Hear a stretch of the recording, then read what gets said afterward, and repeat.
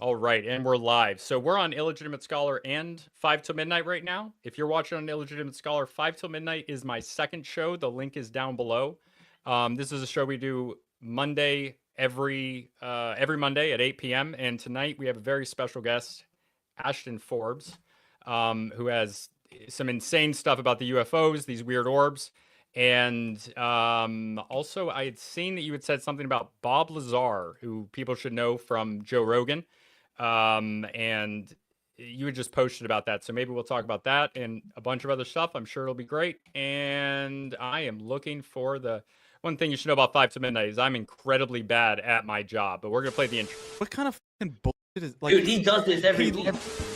The bad news is that civilization is crumbling around you. Wear a dog mask, cut your dick off, bomb Palestine. The good news is that you are not alone. There's butthole shaving videos. Feel bad for the minorities in LA for having to deal with the white people in LA. You have 5 Till Midnight, live every Monday at 8 p.m. where you join 5 Limp Bizkit Americans to laugh at the absurd nonsense of the end of history. Shit show right there. Sam, stop it! Well, at least you guys have the right attitude. Here we go. I was about to ask you if you regretted coming on. Yeah.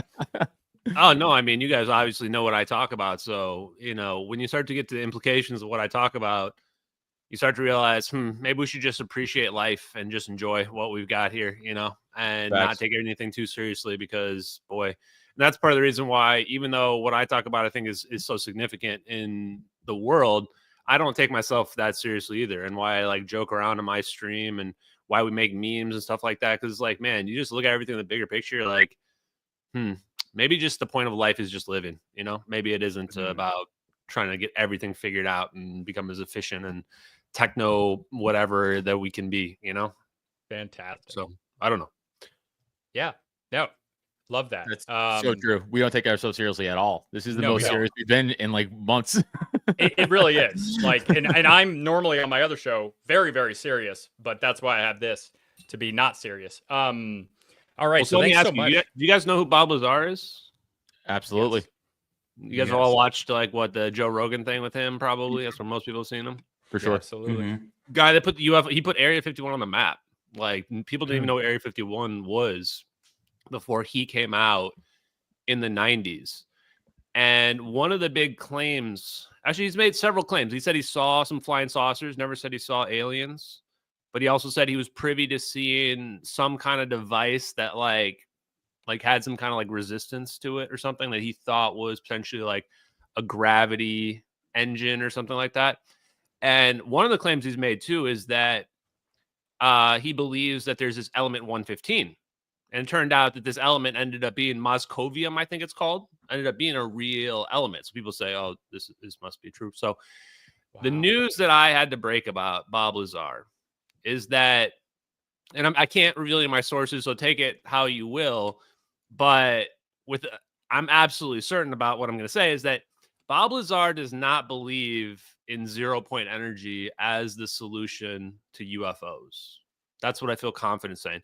People say, well, what do you mean, Ash? I mean, like, he's asked about 0-point energy and basically said, like, no, that's nonsense. Doesn't have anything to do with the UFO stuff, which is interesting because of the element 115 claim.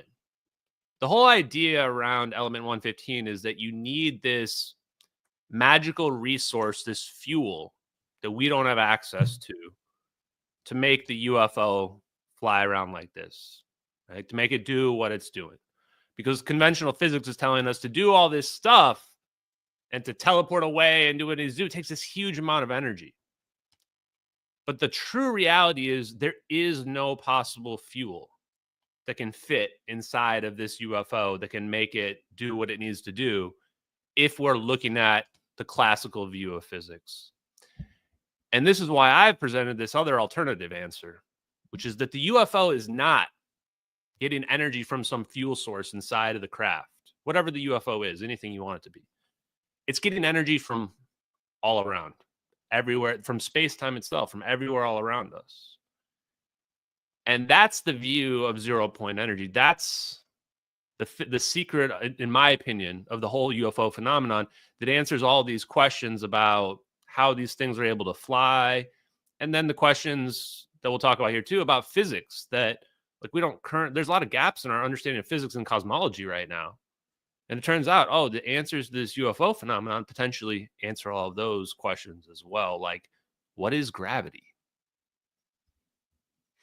Okay, I have a lot of questions. Well, I have a question first. Have you considered that instead of an atmospheric type, it's just pulling the energy in, that it's something like extraordinarily dense energy that comes out of an alien's butt, like Nibbler in Futurama? I know you're joking, but a good point here is that I want to reiterate is that it doesn't matter what the fuel source is, even if it's a magical unicorn farts, right? There is literally nothing from a conventional view because E equals MC squared. And when they're saying like, to make a wormhole, when they do the math from conventional physics perspective, they say it would require the mass energy of Jupiter. So you need the mass equivalent to the size of Jupiter. So where's the size of Jupiter fitting inside of this crap? It doesn't matter how densely you put it. There is nothing that can fit that much energy inside there. It doesn't matter if it's magical unicorn farts or element 115. And this is the big flaw where, like, when it comes to Bob Lazar, I have to give him credit. He put Area 51 on the map. I probably wouldn't be talking about where I'm at right now without him. I even mirrored, like, based on how I thought they kind of discredited him. I kind of assumed they would try to do something like me if I started trying to, support some of this science and stuff as well. So big credit there, but doesn't mean he's right about everything. Just means he was exposed to something crazy, and he was coming to his own conclusions about what he thinks that meant. So one of the big lessons I just want to throw out there for the people in the UFO community or whatever is like, we need to stop putting people on a pedestal, even me and other people, like, this person's the person that we should all listen to and everything they say is real. When we do that, that's why we don't get any answers. We should be looking at people like judging their claims based on the merits individually. In a perfect world is how we would do it. Yeah, like healthy skepticism on everything and everybody, Okay, can you explain to me, like I'm a turtle, what 0 point energy is? Like, because he is a turtle, but I also wanted to ask that. I'll be right back. No, it's super important to know too, because it's not just sci-fi. Like, everyone thinks that 0 point energy is a sci-fi thing. Heck, I probably would have a couple of years ago as well. But you imagine, like, you guys are look old enough to understand Transformers. They would have energon cubes in Transformers. Yes. Take your cube of space-time and empty it all of all energy. Take all the heat out of there, take everything out there, make it go down to absolute zero. So there's nothing inside that box. So we would say it's at 0 degrees, there's no movement, there's nothing inside there. Turns out we're wrong. There is something still inside there. There's something below absolute zero. We call it 0 point energy. Now, the question that exists in physics is how much? Because it's below zero. So what does that even mean at that point? But we know it's there. This is the important part, is that just because we don't think something is, like, it seems imaginary or odd or exotic to us, doesn't mean it doesn't exist. And the experiments that prove 0 point energy exists go back to the late 40s, the Casimir effect. All they did was they said they took 2 conductive plates, like 2 pieces of metal, 2 mirrors, whatever, and they put them really close together. They found if you put it really close together, weirdly, they just attract together. Now, if we were in an empty vacuum, if it was really an empty vacuum, why would the plates just come together all on their own like that? And then people realized, no, there must be little waves happening at this quantum level that we can't see. And when we put the plates together, what happens? Well, the waves that are too long, they can't fit between the plates. And if they can't fit between the plates, then there's more waves on the outside than the ones on the inside. And that creates a pressure. And that's what's causing the plates to come together. So they realized space isn't really empty. There isn't, even at absolute zero. And you can do that experiment in the vacuum, and they've recreated it to show that it does that. There must be something there. Now, the last thing I'll say is this, because you're probably wondering what this means then, is that there's something called the vacuum catastrophe in physics. And this is the big question about, is the calculation for the energy in space-time, and all of space-time, and all of the universe, do we use what we see when we look out there and we measure all the heat in the universe? Is that the answer to how much energy is out there? Or do we use what quantum mechanics calculated when quantum mechanics took an empty cube of space-time and they said even in your empty cube at absolute zero temperature, there's still 10 to the 100 whatever joules per meter cubed, whatever, of energy, basically an infinite amount of energy. I think I had the math wrong. That was the total amount of energy in the entire universe. But the idea is, even in a small energon cube, there's enough energy to vaporize all the Earth's oceans. A huge, huge, huge amount of energy. Okay. It's a lot So of calories. which one is right? Is it that we look out there and we look at all the heat in the universe, the cosmic microwave background? Is that correct? Is that the amount of energy in space-time? Or is quantum mechanics correct and they add it all up and it's over 100 orders of magnitude higher than that? And 0 point energy, the enthusiast, the final boss, if you're a 0 point energy enthusiast, your prophet is Hal Puthoff. He's the guy that started this in 1987 and has been writing papers about it since. He would say that the quantum mechanics is correct and that there's a huge amount of energy out there. If that's the case, then we can treat it like an ocean. And like how we have submarines in the ocean, the way that they actually move through the water is they basically just displace the water. So we could do the same thing theoretically in empty space and just displace the space and get propulsion with no rockets, with no fuel, right? I feel So like there are there's a ways sci-fi around thing. conventional physics. Anyway, go ahead. Sorry, I feel like there's a sci-fi thing, and it might actually be Futurama as well, that has that type of movement in it from a long time ago. Dude, the thing about this is like I went from being somebody that like just had no idea. Like, first of all, it feels like everybody, even the UFO community, was just so off on this, even though it's kind of just out there. But I went from somebody who had no idea about this, and then realizing like it's out there in the media we consume. You'll sometimes see like in what was the movie The Invincibles or something like that, the animated one. Yeah. Like that, the enemy in that one, like the second one or whatever, has got 0 point energy he uses, or the X-Files when in one of the remakes they did of the TV show, I think they have like all of a sudden a triangle craft and like, oh, it runs off of 0 point energy. And he's like, oh, that's amazing. That's how it's levitating. He's like, you haven't seen anything yet. And then it just disappears. And he's like, did it cloak? And he goes, no, it was like warp drive. It's like, wait, what? Like you're thinking about it, you're going like, holy shit. Like this is actually like real that they're saying right here. Or even just everything in Star Trek. And how far back does Star Trek go?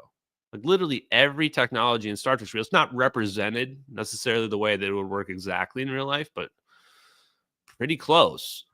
So what you realize is like, for me, it's kind of like, man, this is going to be like a huge blemish to realize like all this stuff is real. And we've been treating it as sci-fi. We've been rejecting it in academia as just like what a lot of academics think is they just think the answer to that vacuum catastrophe question, they think the answer is the cosmic microwave background is the answer and that the 0 point energy is just insignificant. And when you start to learn about it, you're like, wait, how are we just ignoring this? Like clearly it's not insignificant. And if you're somebody who thinks that our aliens are visiting us, like this is the only answer. I started digging around for the physics to figure out like how could you like do some crazy wormhole stuff or warp drive stuff. And I kept coming back to over and over again, 0 point energy. Like no matter which direction you go, comes back to 0 point energy. Like there's not some other secret answer out there. Like for example, some people might be like, well, what about like fusion? Like what about fusion? Turns out fusion is also just a 0 point energy tap. Think of it as like fusion is building your well or your pump that's going to tap the oil, the 0 point energy out of the vacuum. Like, and I'm like, holy shit. You start realizing that, like, man, how's everyone ignoring this? It's like in our media, it's just like all over, right? So anyway. I heard a theory. I mean, I literally know nothing about physics, but I've heard other like physics people talk about this, that there's like a theory that possibly the federal government like somehow put a pause on physics, and their reasoning was because we have a lot of foreign students that come to our universities, and because of that they had to put like the CIA or whoever, I don't know who, but someone put a pause or stopped going deeper into physics, because if you know, because now we have all these foreign students here, they have this national security threat that they could take that back to their other nations and expose this stuff to, I don't know, foreign governments. Have you ever heard anything like that before? Well, put it in the context of the Manhattan Project. Like, things were leaking in the Manhattan Project with when we were developing the nuke, but I don't think anyone would believe nukes are real unless we had actually dropped the bombs. And I still believe that now. So surely they learned a lot. But the real answer to your question is what they learned was to hide the information underneath the private government or private industry instead of the government. That shields it from FOIA requests. That means private citizens just have no access to it. Then they use black projects and basically just umbrella corporations like, hey, I'm going to make ABC 123 company, and Lockheed Martin will be the one that gives them $100,000. And then that company is going to subcontract out through, like, let's say Aerospace Corporation, who has a bunch of physicists and engineers. And then they're just going to do some random project. Even those people don't necessarily know exactly what the project leads up to. Like, what does that accumulate up into? And this is how they compartmentalize it to a level where even the individuals involved might build, like, imagine you build a gravity beam or something, but you don't know what it's being used for at all. Or you make this plasma stabilization technology. And you're like, oh, I don't know. What are they using that for? Right? That's how they keep it secret. And it's so effective that they can just hide it in plain sight. Where even in a situation like with what I've been doing for the last year and a half, like, I really feel like they're not even afraid. Not even afraid, even with how much I've exposed, built this like huge following of people and what have you, gone on some pretty big podcasts, stuff like that. They're like, nah, just A, too unbelievable, and B, like, they've probably gotten away with so much shit that they've just never faced accountability. You know, and this is why, like, to me, the big answer to kind of the UFO stuff is like breakaway civilization. Somebody, I don't care who it is, who they are, who they're affiliated with, has some type of technology well beyond what the public accepts and understands. And to hide it is actually just the default mode because no one's going to believe it. It's already gone so far beyond where we're at now. It even speaks to a technological singularity where, like we talk about with AI, then it might get to a point where once you've figured out, let's say you figure out gravity, and now all of a sudden you instantly figure out unlock fusion, because that's the secret to how the stars are doing fusion. And after that, you're like, you unlock now infinite energy. Okay, well, what can you do now with infinite energy? And all of those developments might happen rapidly, like really rapidly. And this is why I was going to come back to you guys, take the same question, because this AI thing is, I think AI is a fun route. I want to know what normal people think is. We are not normal. Yeah, We're less than normal, dude. I have another 0-point energy question. We could get off it. Cool. You guys are normal to me. Okay, go ahead. Yeah. Watch more of our shows. We Watch this question. yeah, watch me just ask this question badly. So we can't harness it because the government or whoever powers it be would be like, no, we're not using that. We're using fossil fuels, electricity, all that shit, because that's where the money is, I'm assuming, right? Well, look, there's been no advancement in like propulsion or energy technologies. Yeah, well, yeah. Much to your point, though, I'm sorry to interrupt, but like, No, go for it. as a mechanic, I always think about this kind of stuff. Like, Yeah. I work for General Motors, right? And I remember about 7 or 8 years ago, I saw an autonomous Cadillac, and this is one that they were just kind of testing out. There wasn't a single panel on that vehicle that did not have a ding, a dent, a scratch, or anything like that. And still to this day, like a lot of the Cadillacs, the higher end GM vehicles have Super Cruise. They still are not fully autonomous. Like, there's a major highway right in front of my work, and it's still not like, you still can't just go right on the road and turn on Super Cruise and go. Like, technology in vehicles moves very, very slowly. Bernie Sanders actually made this point. Like 100 years ago, we were actually getting like better gas mileage in some cars back in the day than we are today. And we're still, we went from, using refrigerant that was a global warming potential rating of like 10,000 all the way down to global warming potential rating of like 1. We took the new car And smell the out of ozone cars. regrew. Yeah, well, and we took the new car smell out of cars to lower the overall emissions. and Yeah. we still can't figure out how to get 30 miles a gallon in every single vehicle. I mean, do you really believe that when you pick up a phone here that's more powerful than any computer that existed in like the 90s? Like this is more powerful than any commercial Yeah. computer. Yeah. In the 90s. But we believe that like for some reason the average miles per gallon in cars was going down at least until the like 2010s. I don't know if I didn't look at the stats after that. It's been a long time, but maybe it's gotten better with the Teslas. But yeah, so it's like, do we really believe that? And so how are they keeping it secret? So we talked already about the suppression in terms of like how they compartmentalize it. Why don't people speak up more? Or why don't people produce stuff? Well, if you turns out, if you watch stuff like The Lost Century by Stephen Greer, there's a shitload of people that have figured this stuff out, from Stanley Meyer and his water-powered car, which is simply, he figured out negative energy, which is manipulating gravity.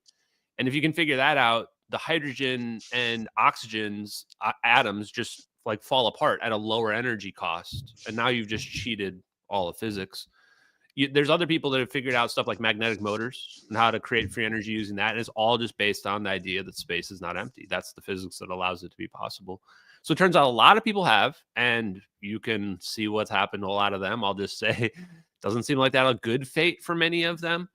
And then the other side of it is too, is that even if you do become successful, even if you figure out a way to commercialize this science, then the government can step in at any moment, use the Invention Secrecy Act of 1951, and say that this is related to nuclear science and technology.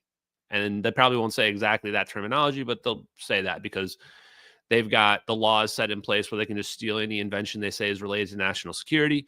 And the Atomic Secrecy Act says if it's related to fusion or nuclear research, they can just hide it. And I think that just got so out of control, the combination of all these things, where now we've reached a point where like they hit the tech singularity behind the scenes and they just got like everything. And now we're seeing like why the increase in UFO sightings, because most of it's us. I mean, do I think aliens exist? Sure, probably, but I don't really care. But the reason why we're seeing this stuff more, and the reason why we're seeing these lights in the sky, is because we figured out the science to do all this stuff now, I think. Another, like you mentioned, the dude with the water powered car. Isn't the other problem like people were like, oh, I figured out we don't need gasoline, and that guy winds up with like 4 bullet holes in his head and like he killed himself. You know, it's like, doesn't it happen? Yeah. Like, no one wants to do that probably. Let me tell you one story that you'll love is that, so 1989, the cold fusion fiasco. I dug into this and I'm just like, holy shit, how long have they been just suppressing this stuff in the public, in the open? These guys decide they're not going to go through the peer review process. They're just going to come out straight in the open and announce they've got this technology. They think that fusion is happening using just a garage experiment where excess heat is coming out of this water. It's basically just boiling or getting really hot when they shouldn't. And they're like, where's this energy coming from? So they go public with it. All these people start reproducing it, like 60 reproductions. The Department of Energy and the MIT come in and they go like, we're going to set up this tribunal.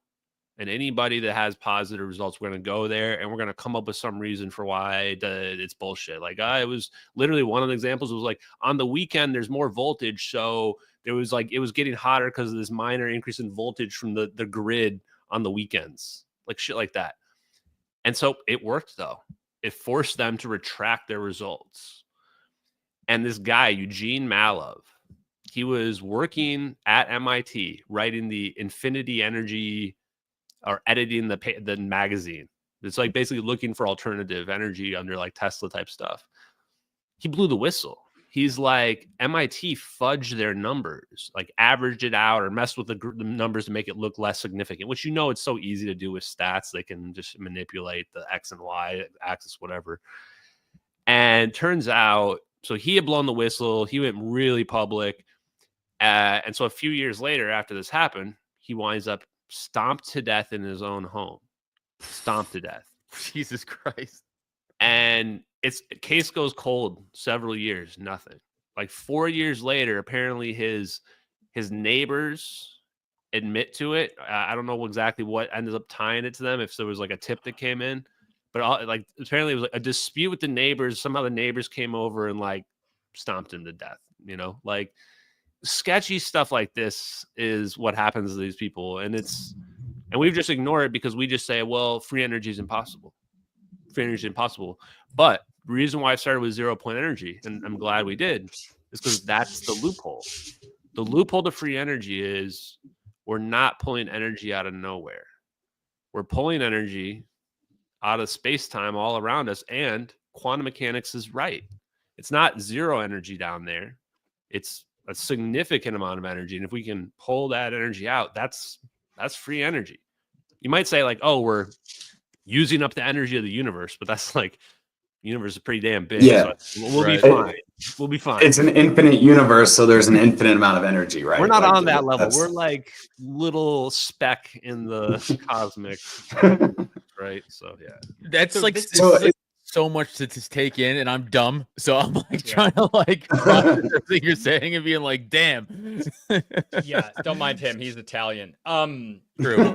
So one of the things that you said about the way that the government responded to this, that they can grab whatever technology they claim goes under the uranium program, it really reminds me. I usually do anthropology stuff, and there were some administrative changes made to a law called NAGPRA. It was meant to protect Native American graves, but now it's meant that through administrative expansion, they can now basically claim anything in the ground. The government can decide that it is a Native American like cultural object, and they can just take it, and nobody else. It can't be displayed legally, federally. Do you have any thoughts on that? And if not, please just say no and move on. But it feels like there could be a potential there for them to hide things that would be in the ground, or is this just not something? Well, let me ask you this. It's like, I think the bigger question is, where's the line? Where is the line on when it's okay for them to hide something and when it's not okay for them to hide something? Right? I think that's where it ultimately gets to. Can they do it? Absolutely.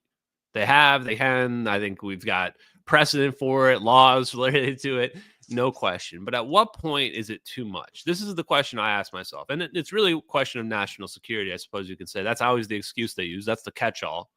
Is it's national security. Why are we doing evil shit? National security. Why are we hiding technology from people? National security. Why are we hiding archaeological finds from people? National security, whatever it is. So at what point is it just too much is what I would wonder. And I think if you're talking about you've broken through some energy barrier, of like some new advanced energy source that is betterment of all humanity and civilization, or I mean, it's kind of clear. Like if you've developed something related to Star Trek, like you got to let us know about it. Like you've developed a warp drive, right? Like, isn't that? I think that should be clear. But maybe we don't really have any laws related to it, so I don't know. But that's the part where I would ask you guys, and then also the follow up would be this. If we have some advanced technology and we're using that technology, the rationale is we're using it to keep Americans safe. I think all of us are Americans. If we're not, it's fine. But We Adam, don't allow basically. non-Americans on the show. It's fine. Yeah, I was gonna say Typo's trying to say no, it's not. Besides the one gay Afghan guy, but he was born here, so he's good. Yeah, That's a yeah. real thing, by the way. Basil, Oh, close friend of the Basil. show. Yeah. Yeah. But the point is, though, that how much evil can we do and still be justified doing it? If we, for example, specifically, let's say we've cracked gravity and now we can create a warp drive. Well, now we have the ability to warp a nuke onto somebody. There is no defense anymore. That thing can like Star Trek onto someone. That's it. It's a warp nuke. So at that point, what are we justified in doing and preventing anyone else from getting that same capability where there is no defense to something like that? Probably You can MK be able to Ultra justify anything, right? Go ahead. Yeah, probably MK Ultra some guy's neighbors to stomp him to death. Yeah. Shooting down a president's helicopter. Sorry, it probably just hit some clouds. I mean, Iranian. Yeah, dude. Those damn clouds are dense. Those clouds you know? are It's just kind of a bucket. Clouds are the worst enemy of the helicopter. No, but that's what I would want you guys to think about and just ask the That's how they got question, Kobe. which is like, shit, man, how much? Because when we start talking about the plane stuff here, it's the funny part is I've dug through all this stuff. I'm saying that we've got this crazy science. I've pointed the finger at the U.S. Navy and the disappearance of MH370, and I'm pretty sure that if it were to come out that like we really did this to this plane, I think most Americans, while we would be outraged, I think most would be like, yeah, we had to do this for, like, we can't let China have this technology. If they were going to get this technology, then nobody else can have this. Like, what we're about to see in this video is nobody is ready for this level of technology. And it's scary when you first see it, like jarring for a lot of people. Yes. Because it does look like it's something straight out of a movie. Where you're like, that's not real. But like, I mean, it's. I mean, and you're on the same page as me. Like, this is. I don't really believe in aliens either. By the way, like, I always believe that it's just our technology, just super advanced, and like, that's what we're about to see, right? Just like super advanced government tech, just taking a plane out of the sky. That's fucking crazy. Well, let me put it like this. Like, the reason why you're clearly seeing a drone right here, and you can already see the plane and the nose of the drone right there. This is an operation for sure. Right. Why are they filming? The answer is this is an operation. I also, when I first saw this video, I saw this video 10 years ago. Actually, right after it came out in 2014. And I just memory holed it. I didn't know what the hell I was looking at. I thought it was fake, or I wasn't sure. I had no idea it was related to MH370 or anything. Yeah. So when this video got popular again in August of 2023, and I saw it again, and I'm like, I still was like, wait, I remember seeing that. And then I saw the other video that we'll watch here in a minute too. I was like, wait, there's two videos. And then some people had already kind of figured out that's MH370. I was like, wait, that's the plane that disappeared like 10 years ago at the time, you know? And look at that shit. I don't know if people could look at that right there and be like, oh, that's obviously fake. Like, I get it's hard to believe, but like, I've never seen a fake thermal video. Whatever portal thing is bananas. I mean, yeah, it is insane. No, so let it keep going here, because this is the first version of the video that we found on the internet, like in terms of dated back, and it's got this like, I don't know what is that, the auto tracking or the stabilization on the orbs built into it. Yeah, dude, if somebody is faking this, why are they doing this? Like, wouldn't this expose any minute detail? Like, this is like if you're like Banksy, or if like you're Chris Angel, you're like a magician, and you're like wanting everybody to see every tiny detail. Be like, look, it's real as shit. This is like, how I did it. Look at the heat signature of those orbs. And then they add these slow-mo versions of this too. Like, dare you to try to find anything wrong with any frame. So the people who try to debunk this, what do they say? Is it special effects? Well, it's I'll go to that in a second, but I want to show you, because you were talking about the zap, right? Yeah. So we'll watch the zap very, very closely. First, watch the frame right beforehand here, because this is a super slow-mo. It blurs right there. And then it opens up and it closes again. And then in 4 frames, it's gone up, gone. Like, what's actually happening here? F the haters or whatever. What's actually happening is like space-time is actually breaking out of equilibrium. The reason why it's cold is just because it's a negative energy event. So remember that 0 point energy? Right. Yeah. We're going below that 0 point energy, below zero, negative energy. And then space-time just bounces back to 0, because 0 is just equilibrium. Like, imagine a trampoline. The equilibrium of the trampoline is when it's flat. You bounce on it, and it goes back up again. Like, that's what we see there from the physics perspective. Now, the haters, the debunkers, whatever, and look, like, I get it. You know, it's impossible to believe, whatever. There are a couple of main debunks. So one thing I want to address is people Google it. I just realized that people Google this, and the number one thing that comes up is this Newsweek article. That, funny enough, I debunked that Newsweek article like within an hour of it being posted back in August 9th of 2023. Because it claimed that the satellite, there's coordinates in the bottom left of this video here, and it says NROL 22. But Newsweek was claiming it says NROL 33. So just do a control find NROL -33. And you'll find here, or just control find on 33. You'll see it'll say it says that it's NROL 33 right there. That's what it says. And then it says, well, if you scroll down or somewhere else, it says that NROL 33 was not launched until after the video was already online. And it's funny because they corrected it once. When this first was published, it said NROL 77, which is wasn't even a real satellite launch. And then they changed it to NROL 33, and that's still wrong. It's actually NROL 22. And this is so Yeah, huge go back because to it. not only is it not after the videos were published, that satellite was sent in outer space in 2006. And it was the first launch of the space-based infrared system. So not only is this article just straight up wrong, but you got to wonder, why was this published so quickly after the video started getting popular on Reddit? Mm. And that's the only factual claim in that whole article. All the rest of it's like, this random no-name expert that nobody's ever heard of before says that this would be easy to make, or that this is blah, blah, blah. But it's like, these people never did any analysis on these videos ever. All these people in this article. So, in fact, I looked into this author. I'm not even sure the author's a real person. I was like, what about Tom Norton, the Norton, fact check reporter? Like, I don't think he's even a real person. I Googled it, called him out. report? I think it's just an AI that's making these articles, because this is just word for word ripped from a France 24 article that I had already known about before this dropped. And when this dropped and I saw word for word, it was copied from the other one. Wow. We had already figured out that the satellite wasn't NROL 33. So I'm looking at this and I'm like, dude, did an AI write this? And if so, it's so weird how it dropped like right after the videos got popular when nobody else was talking about the videos or anything like related. Like So that's panic button. Is what it feels like. They're like, oh, damn, release this new article. We got to debunk this so it doesn't get out there more. That's what it feels like. It did feel. It had that feeling. And when you watch those videos and you're seeing the analysis that random people were doing, it was so detailed.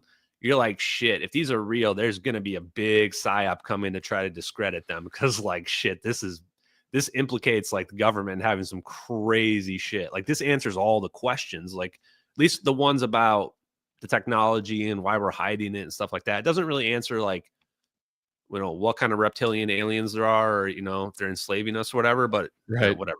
Well, somebody else can answer those questions. It's crap people. Who released this video? Like, yeah. So I couldn't believe that. I wouldn't have imagined I would actually be able to figure out who released the video, but I did. I figured out who released this video, or let's say who leaked it. I actually think that the chain of events was an indirect leak, meaning that somebody had this when they shouldn't have had it, and then somebody else got it, and it got on the internet that way. And that guy who's responsible is Lieutenant Commander Edward C. Lynn. I'll give you the abbreviated version. It was that after watching that video for about 100 times, you start to like get into the mindset of the person who was like recording it, or the camera operator who's moving it around. And you realize quickly, especially from that satellite video that you were showing there, it's not really a satellite. And you look into this guy's case, you're like, holy shit, this guy for sure leaked this video. I had a good psychological profile after watching that. It was definitely a military person that leaked it. They must have had like really high level access to have access to even just the surveillance capabilities. And now I can say as well is that he was probably on a spy plane that night monitoring that event go down somewhere very close by. And that's how he saw it. And either he had an emotional reaction, because you imagine like, what's going to make you go against your code if you're in the special operation or whatever that's happening? He was in a special operation unit called the VPU-2 Wizards, this super secret spy plane program. He triggered a national security alert at the highest levels, but the government wouldn't say what it was that he leaked, even though his lawyer said that the information in question was available on the internet. Said that straight up publicly in an open statement. He also said that the investigation into Edward Lynn began April 2nd, 2014, which is less than 1 month after the plane disappeared. And Edward Lynn was assigned the VPU-2 Wizards, the super secret squadron, in February of 2014. So date range nails exactly when the plane disappeared. There's even an article out there randomly. This isn't necessarily anything unless you believe in, you know, weird alignment and synchronicities, where one of them has a picture for no reason in an article about his case of a P-8 Poseidon searching for MH370. It's like, whoa. And you realize they had to be very careful to make sure that nobody ever connected this guy to MH370. Like, very careful because of those videos being out there on the internet. So he also got caught with flight manifests that include search and rescue code names. Once I found this guy, and I actually just used Wikipedia searches that are lists that had like all the people that have been charged with espionage and other stuff like that. once I started reading the first articles about it, like when you come across the first article for a guy when you're searching for him is the strange case of Lieutenant Commander Edward C. Lynn, you're like, okay, let's look into this, right? Turns out, checks every fucking box. Every box. Is this guy This is definitely the still guy. alive or in prison? And Yeah. here's the weird part. Crazy. Yeah, he is. So the government was terrified that he was going to do something called gray mail, which is that he could just say like, hey, I know this super secret information. I'm just going to blurt it out. They didn't want him to go to the media, so they kept him in pretrial detainment, even though they didn't really have any evidence that like why he was a threat to national security. Because they couldn't show anybody. They were also afraid the case was going to go to trial. Because if the case went to trial, they'd have to show the evidence. So they basically forced him into a plea deal or psychologically manipulated him into convincing him that what he did was so wrong. So he ends up taking a plea deal. And they dropped all the espionage charges, which there was no actual evidence. Like there's no tapes of him, I'm going to exchange money with China or anything like that. None of that existed. They had to admit there was no evidence of espionage. So he gets forced into a plea deal, and all that's left is a couple charges of like disseminating classified information, which if you look at other people that got that charge that were guilty, most of them just got like a few months, maybe a year. Edward Lynn gets 9 years after his plea deal. In the brig. What? And everybody's arguing that this case was super severe, which it was. If you read the news articles about it, it says it triggered a national security alert at the highest levels. What could he have possibly leaked? Especially because he maintained and still maintains that he's a patriot, that he didn't do anything wrong. And so if you look at it, you're like, okay, how does this make any sense? Well, he leaked those videos, or what happened was he had a tendency to show off, to like, the whole case against him is that he was telling people stuff. He was telling his Taiwanese counterparts what information about our weapons, that he was telling prostitutes secrets, which if that was the case, a prostitute has no credibility. Who cares if someone's telling a prostitute? You're not going to prison over telling a prostitute about the secret laser weapons or something, right? So it has to be something physical, hard. The appeals, the penal codes and the appeals actually indicate video evidence. Like it's consistent with video evidence, let's say, as well. So now here's the real kicker. I'll tell you guys the juicy stuff. We've tracked him down. Someone found a video of him, Edward Lynn, online a couple months ago. And he's using a new name, Edward Soraya. Wait, what? And he's got some company, but people like, how are you sure it's him? He literally uses a picture from himself that the trial was using, that the media was using about him in his Navy, and talks about how he was in the Navy. Like, and it's just him. You can just tell it looks just like him. You're like, holy shit. And around the same time, somebody got in touch with his lawyer, Larry Youngner. And Larry Youngner was the one saying that the case started April 2nd. He's the one saying that that the evidence and questions available on the internet. He's the one, blah, blah, blah. And nobody believed that he got in touch with the lawyer.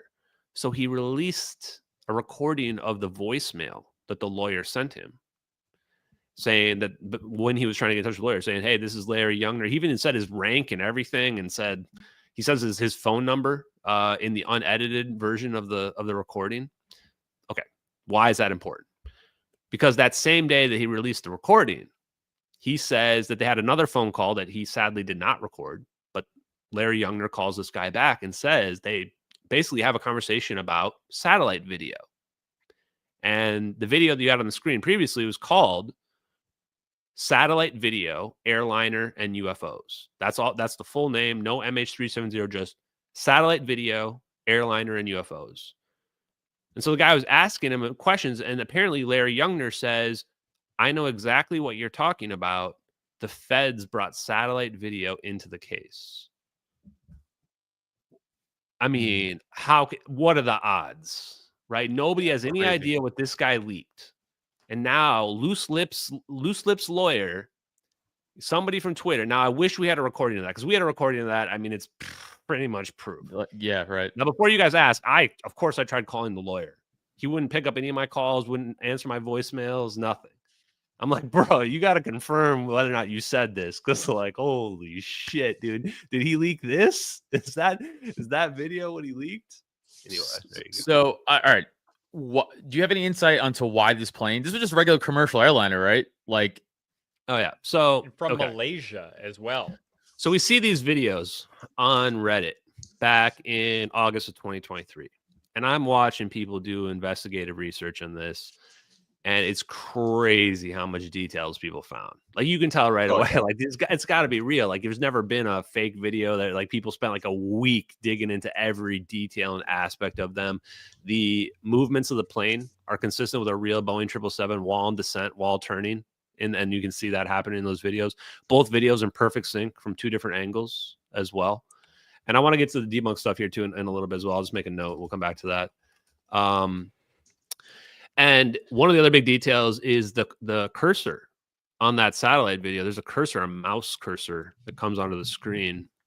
And you were like, that's so weird. Because you can tell then that it's not somebody like this. right. Yeah. And this is how I found, just let that play. And then, because we can speak over, you can rewind or whatever. You can see the satellite coordinates are going to move, but only when the screen moves. So we see all these things that indicate this is somebody recording a screen. This is not like with a camera. And this is how I knew.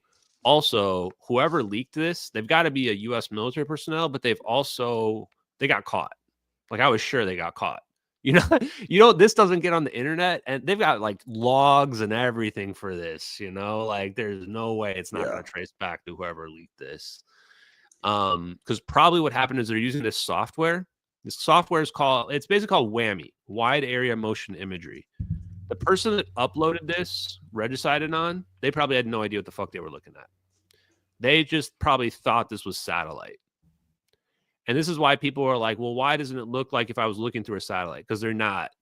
The way it works actually is that they can fuse multiple data sources together. You guys are just like, holy shit. Yeah, it's just wild to see. Like, oh, I see it 1,000 times. To look at. Just like, dude, it's great. Yeah, imagine It's what so crazy to look at. But also imagine like the leaker. Like imagine they see that for the first time. Because people ask, like, who leaked that?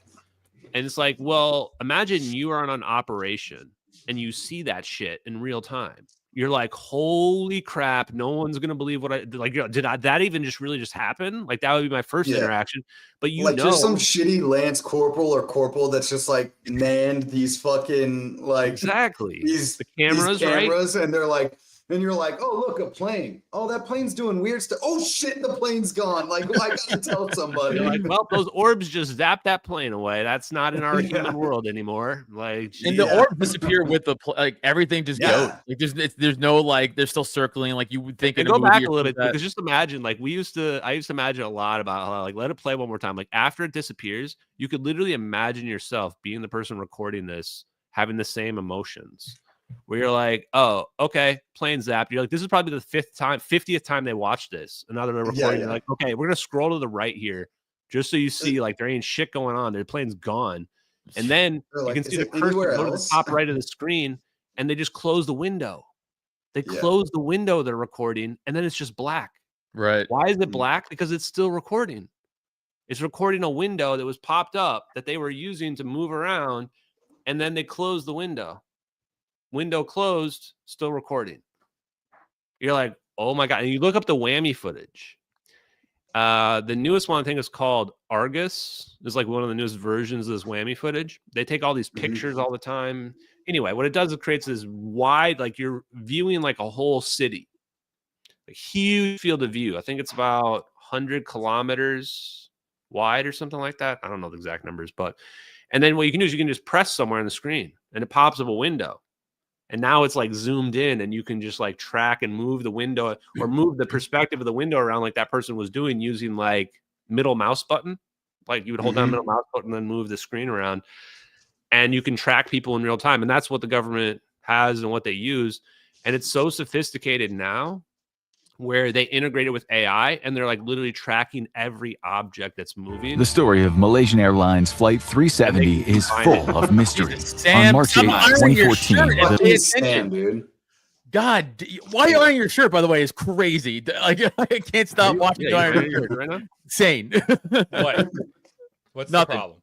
Nothing. Continue. So I took my t-shirt off. Don't this is care. a collared shirt Hey, conversation, don't and care. it's rude to have a. It's rude to iron your shirt on That's camera. not a rule. Ashton, please continue. That's This not is a rule. incredible. you're fine. We can go as long as you want. I'm going to stay here. Adam has to leave. Not yet. I'm good. Yo. No. So yeah. So the whammy footage though is basically fusing. They can have like these pods on drones, or that's presumably high altitude aircraft or a balloon or just anything. Frankly, a satellite even maybe. And the data will actually relay through. Remember NROL-22, a relay satellite. NROL-22 has this Molniya orbit. Basically means it's oblong, like goes really high. These are the best ones for relay satellites because they spend the most time with like the most angle towards the Earth, where they can just constantly have communication with the ground-based computer. So they take all this data, they beam it to a ground-based computer. Some like imagine we have a big data warehouse, I think in Utah, the government does. So they probably use one of those warehouses. All the data goes there. And then a software program takes all that data, fuses it, and now it's DVR, Google Earth playback time. Somebody logs in, you say either the mission or the location or something that would indicate, the time and location of the assets. And now, boom, now you got a virtual environment that you can play back in, just like we saw there. And for me, the big thing about this is like, this is 2025, and probably most of the people listening had no idea that exists unless they were already following me. How could someone in 2014 make something that recreates that capability when nobody back then had any clue whatsoever, unless you were like in the black world, as they say, right? So it's is there any other like, have we seen these drones zap anything else ever? Like, is there any other footage of that ever? Not really like I mean, I don't know. Like, people send me a lot of stuff like, is this real? This not real. Yeah. I don't know, man. Like, I would say there's a lot of similarities, a lot of videos of 3 orbs flying around for sure of light or what have you. And that's when I kind of thought like, oh, maybe these aren't like flying saucers. Maybe this is like just plasma. Like somehow they figured out how plasma can just float around. And that would actually explain why we just see a ball of light. Because you're seeing just a ball of plasma, it's just a ball of energy. So it explained too why stuff shows fuzzy when it's not. So there are a lot of historical cases that go all the way back to like Philadelphia experiment could be one. Planes and stuff that disappeared could theoretically be explained. But overall, did I miss it? Did we say why MH370 was specifically why that plane out of all the planes you could have chose? The motive, Such a right? random So country when as you well. look at the plane and the motive, the thing that stuck out, and if you even look up like what people were saying, the conspiracy theorists, people who honestly we've learned they've been more right than wrong recently, but even 10 years ago, those people were the OGs, let's say.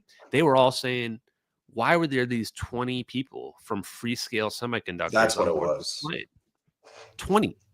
And that's not, turns out they looked up what they were. They weren't like CXOs. They weren't like the people up at the top, and they weren't the people at the bottom either. They were like the middle manager people that know what's going on. And the company issued a statement saying they were very important people, just in case people try to downplay these people's significance. It was very weird that 20 of them from the same company were all on the same flight. And everybody was pointing this out, but no one could really figure out like why, like what semiconductors, like what is this? Doesn't really make a lot of sense. So everybody was trying to figure out the angle on why these people. But there is like, even if you don't know the exact angle, well, 8 of them are Chinese nationals and 12 are Malaysian nationals. But they're working for the American company Freescale Semiconductors. So right away, I'm thinking espionage, right? I'm thinking they're Chinese, they're flying to China, and they're working for this American company that's connected to U.S. aerospace and defense. Like, no question, like publicly available stuff, like contracts that were signed a year prior. So Freescale is connected to U.S. aerospace and defense. Chinese people on board the plane. Okay, maybe, right? But you need to know a little bit more. I feel like you can't really appreciate why this is definitely the reason until you start to understand 0-point energy and how do we interact with the 0-point energy. 3 main ways. 1, magnetic motors. cheap magnetism, basically using the right resonance, you can create over unity devices. 2, plasma.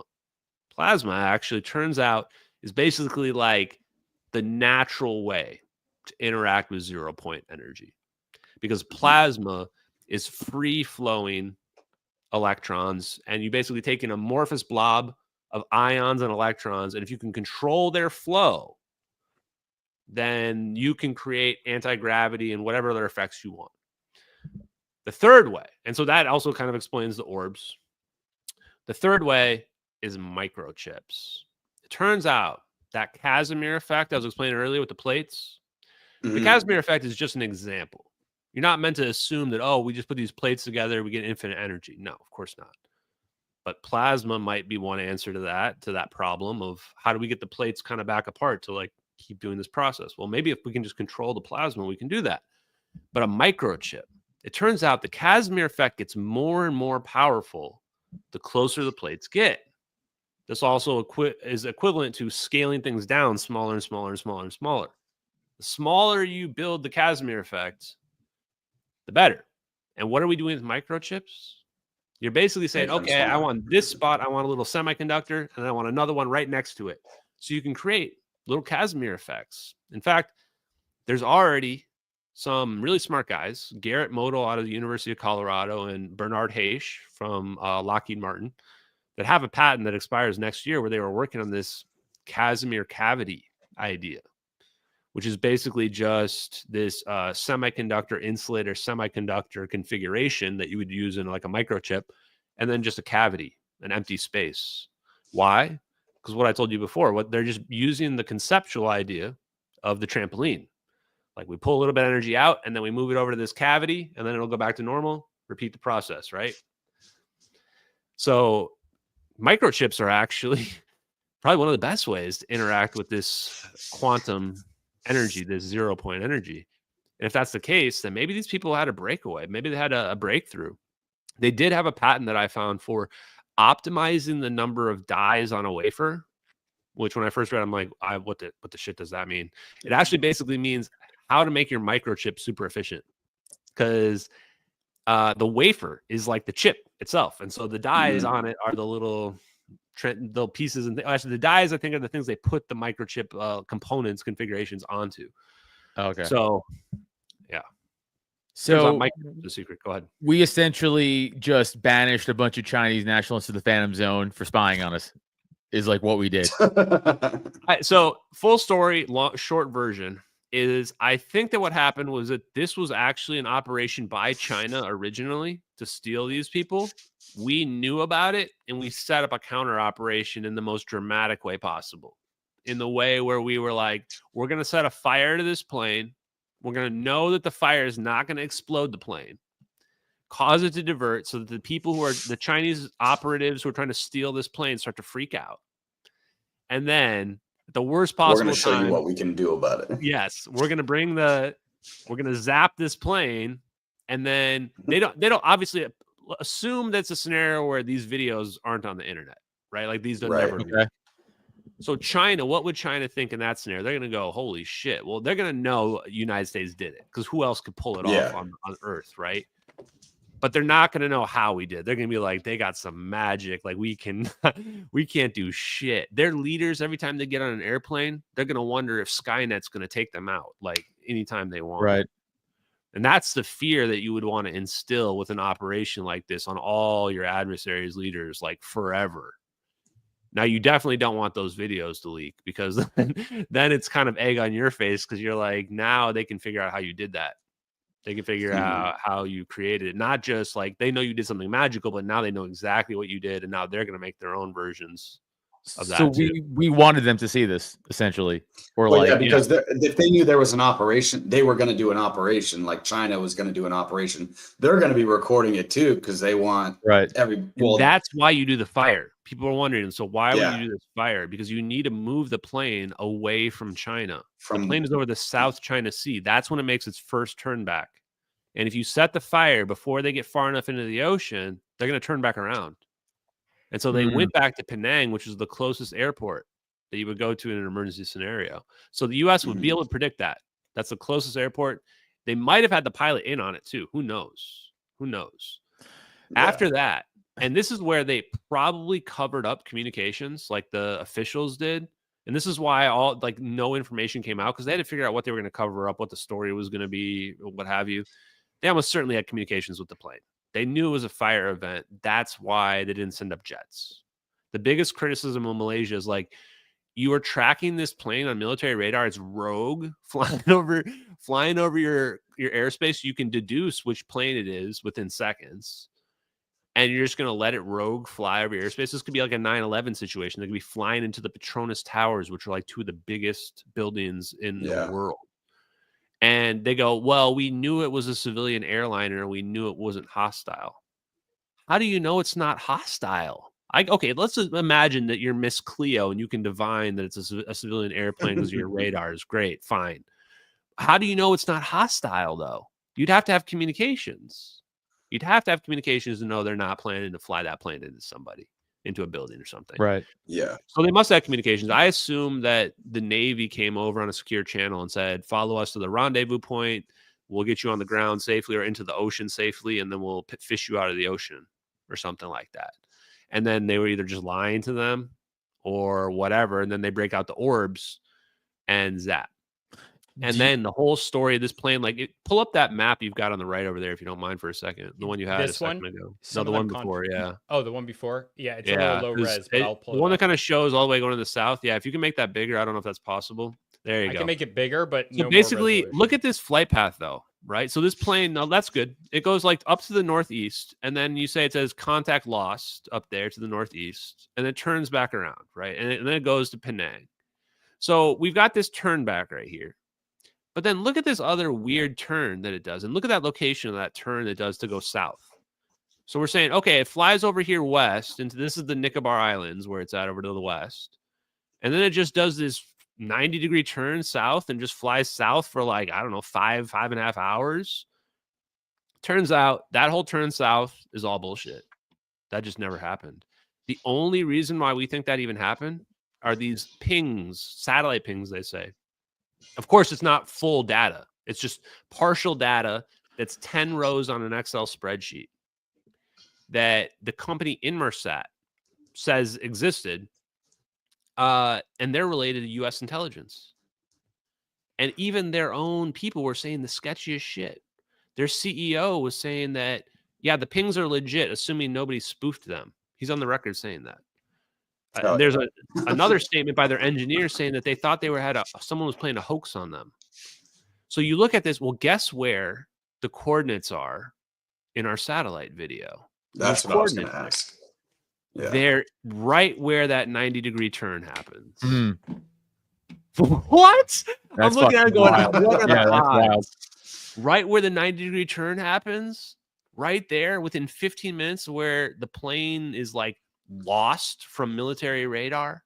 And here's the other kicker. The night the plane disappeared, the morning the plane disappeared, the news article said Subang Air Traffic Control lost contact with the plane at 1840 UTC. No one really knew what that meant. Well, now, when we looked at that map, the first time they lost the plane, contacted the plane, that was 1721 UTC. That's an hour and 20 minutes difference between the times. So when the next day, they weren't reporting 1720, they weren't reporting the time that the plane went dark. They were reporting the time that the plane lost contact. Well, guess what time the plane was in those coordinates in those videos? Wow. 1840 UTC. So it's the time and location that they claim the plane just turned into the South Indian Ocean, where, by the way, we've been searching the South Indian Ocean for 11 years. 3 official searches, most extensive searches in human history, searched above water, airplanes, boats, submarines, mapped all the ocean across the entire 7th arc related to those pings. Nothing. Not one piece of the plane was found. Yeah, that's super rare. Like for every single plane Why crash ever. Yeah. Why are we so confident that the plane is in the South Indian Ocean when there's just the only thing that indicates there is these satellite pings? It's not like anybody else like saw the plane in the South Indian Ocean. Nobody ever found debris down there. It's an active shipping route. It's not like there was another satellite company that's like, hey, we also got satellite pings, and they also seem to say the plane went there. Nothing. So do you have any insight also to where this plane goes after the warp, like the portal, whatever you want to call it? Like, where does it, do you talk to anybody who's like, oh, actually this gets transported to this facility, or it just goes into the fucking nothing? Like, what happens? Well, to these people everybody also like, everybody thought this They plane went just to Diego nuke these guys Garcia. to Pluto.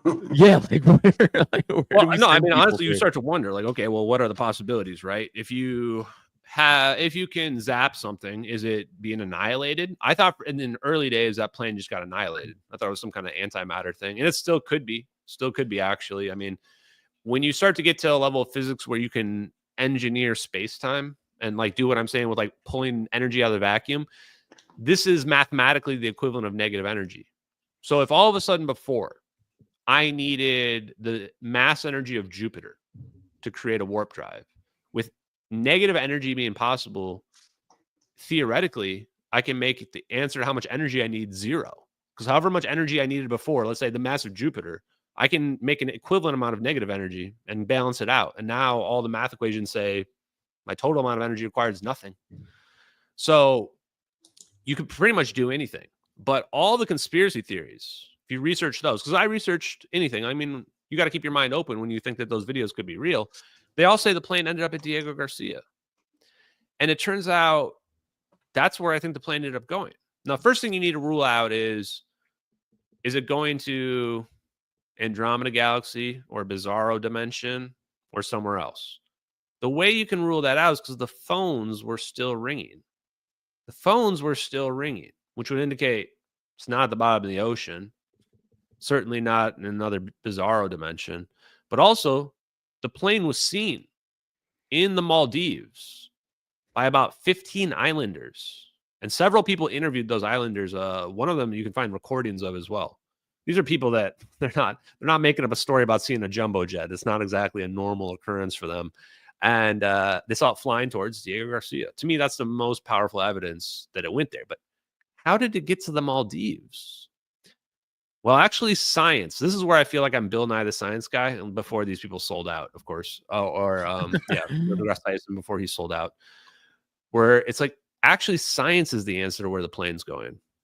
We can tell from science that the plane is going backwards.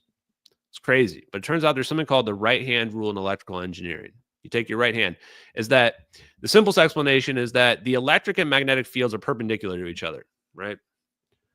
And so is the electric force field. So these are perpendicular, and then this side here is also perpendicular to both of them. So that creates 3 different perpendicular axes. And that's the right-hand rule in electrical engineering. So that means if you know the direction of your electrical current and your magnetic field, you can tell the direction of electrical force. And if you apply this to the orbs spinning around the plane, assuming that they're just like basically magnets or electromagnets, then this plane, because what happens when the orbs is they go vertically around the plane. At first, they're just kind of like in this triangle formation, spinning like all directions. And then they go perfectly vertical like this. And the reason why they're doing that is the right-hand rule, because they're spinning vertically around the plane. And then they're going to pull the plane backwards. So what this would mean to me is that there's a 4th orb somewhere else, and it's basically pulling these orbs and the plane back to it, wherever it is. Since the satellite video, we can tell the plane's going to the east after its turn. If it's going backwards, it means the plane's going to the west. So from science and math, assuming this is all real and all this math and science is real, which I think that it is, this plane's going backwards right there when it gets zapped and pulled backwards, and it's going back to the west, somewhere near the Maldives. There's a time gap, which we can't really account for, of a few hours, and then it gets seen by these islanders flying down to Diego Garcia. So there was a piece of whatever technology this is over in the Maldives that it was like the home portal point. I'm bad at this, but you know what I'm trying to say. Like, we're speculating. We don't know. Yeah, we don't know, but that's like the theory.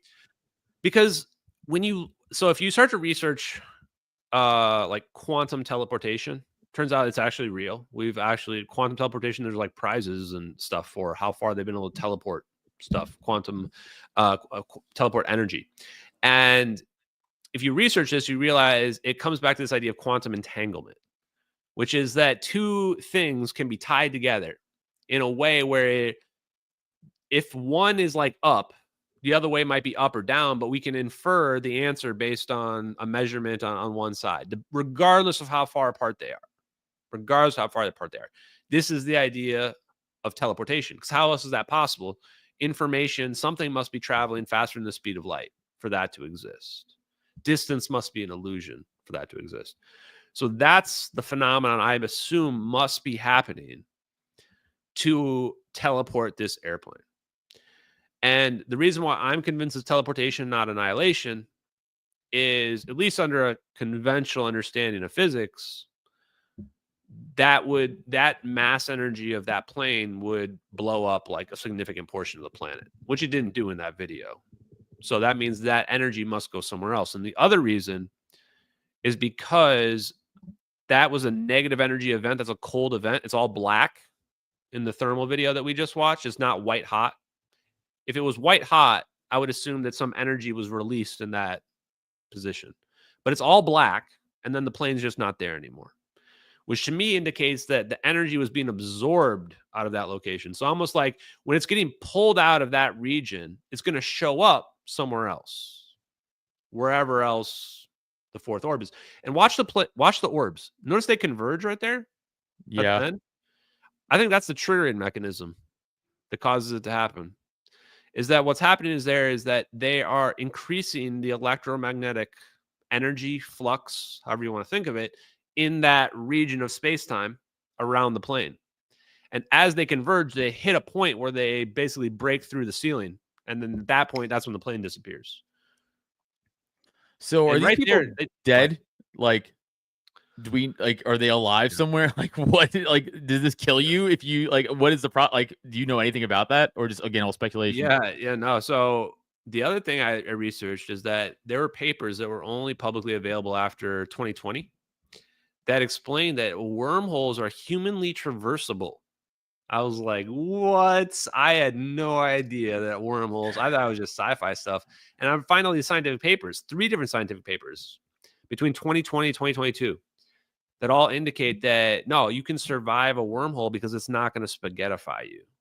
Somehow it doesn't spaghettify you. It just creates basically like a shortcut through space and time. So it's not like what we would imagine a black hole, although very, very similar to a black hole. In fact, to the point where you start to wonder what the difference really is. But I do think all the people were dead, unfortunately. And this is not me trying to avoid the controversy or anything, because I know people, I don't want to give people false hope for sure. And if I thought they were alive, I would say so. But I actually think the fire is what would have taken them all out. The smoke from the lithium-ion battery fire, like, why were these batteries on the plane? If it was an espionage event, the batteries would have been on fire for an hour or a little bit over an hour.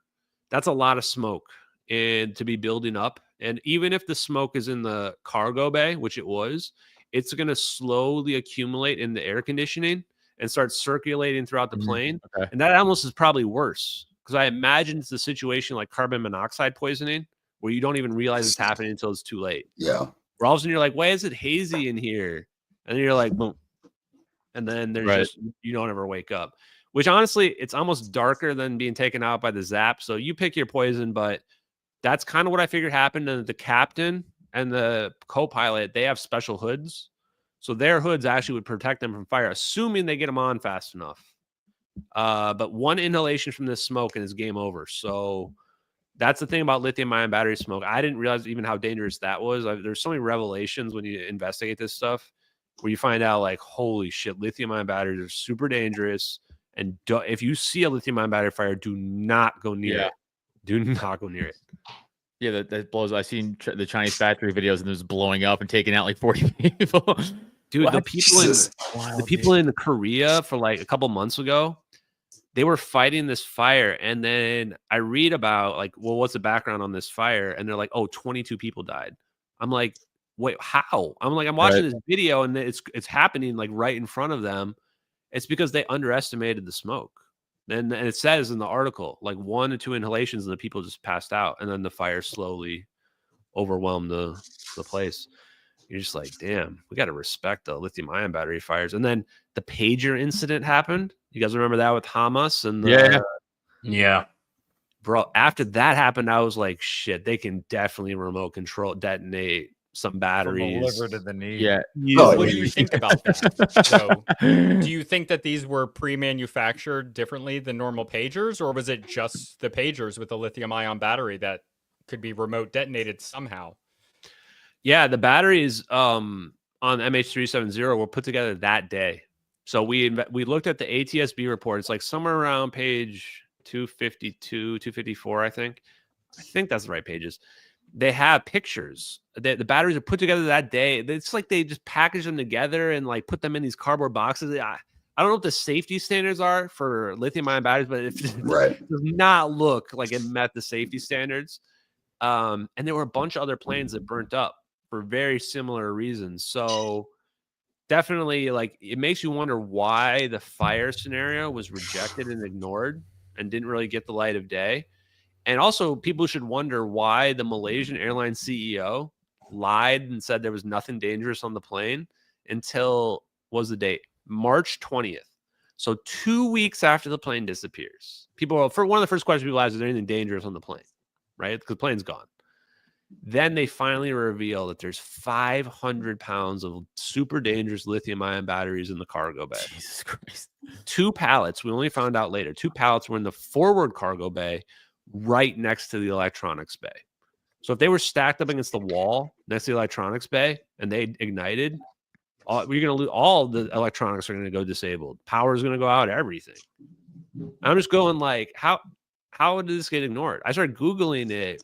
I found multiple articles by experts. Now, I don't give a lot of weight to the term expert. The reason why I say that is for all the normie people out there that do give weight to the experts, not for me. Yeah, none of our audience, don't worry.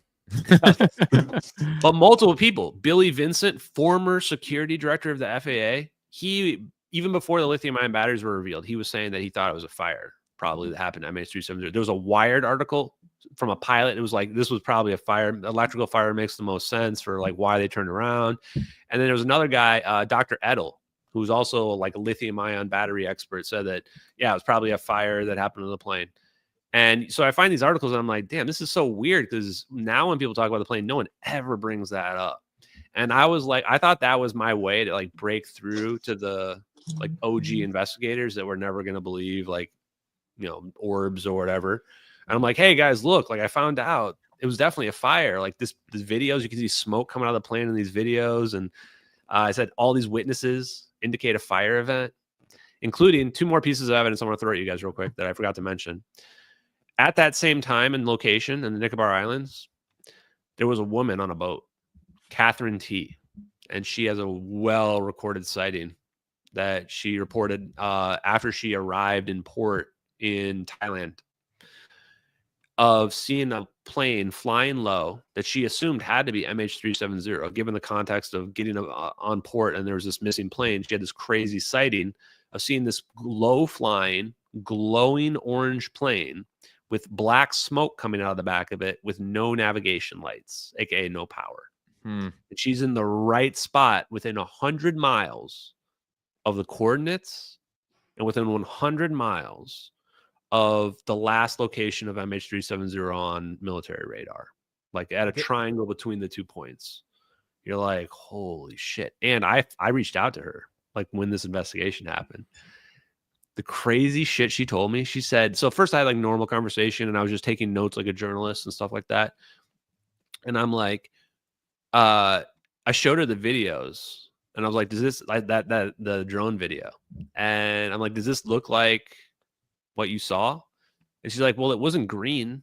And I'm like, oh, she doesn't even realize it's a thermal video. She didn't know.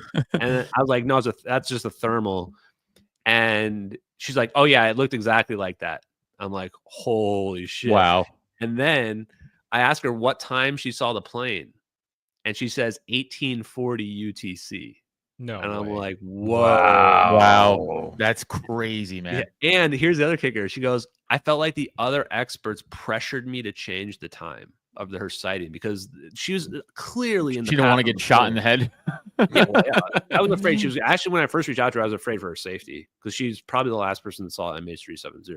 That's And fucking now wild. she has the one part that I can't get over is how she claims when I spoke to her, she said this again, that she like went inside after she sees this crazy shit to put the kettle on to make some tea because she was on night watch or something like that, you know, and she comes back out and the plane's not there anymore.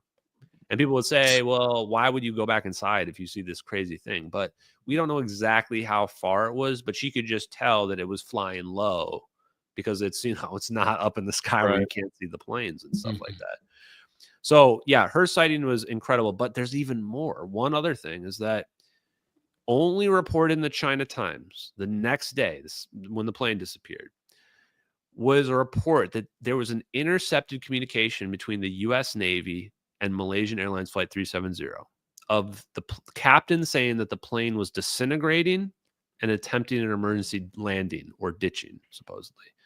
That corroborates exactly what we're seeing in the videos and what Catherine T saw and that location of the plane when that would have been going down and the whole scenario of the fire event. And nobody else reported on that. It just got totally ignored. You can find the reports on it, but it got kind of talked about on some of these. I also investigated like all the blogs where people were talking about MH370 back in 2014, like the pilot blogs, hundreds of pages of forum posts. And so people brought up some of this stuff. They brought up Catherine T's sighting. She actually met with some of the people that were like reputable investigators. So crazy stuff. And this is why, lastly, what I'll say here on this, unless you guys, you know, ask more questions, is it really just took somebody jumping in with a, you know, fresh set of eyes to take in all the evidence on totality instead of just basing your assumptions based on what you've been led to believe by people you trust or the media. And you realize, like, clearly this was a fire event. And then you realize, well, if it was a fire, A, where's the plane?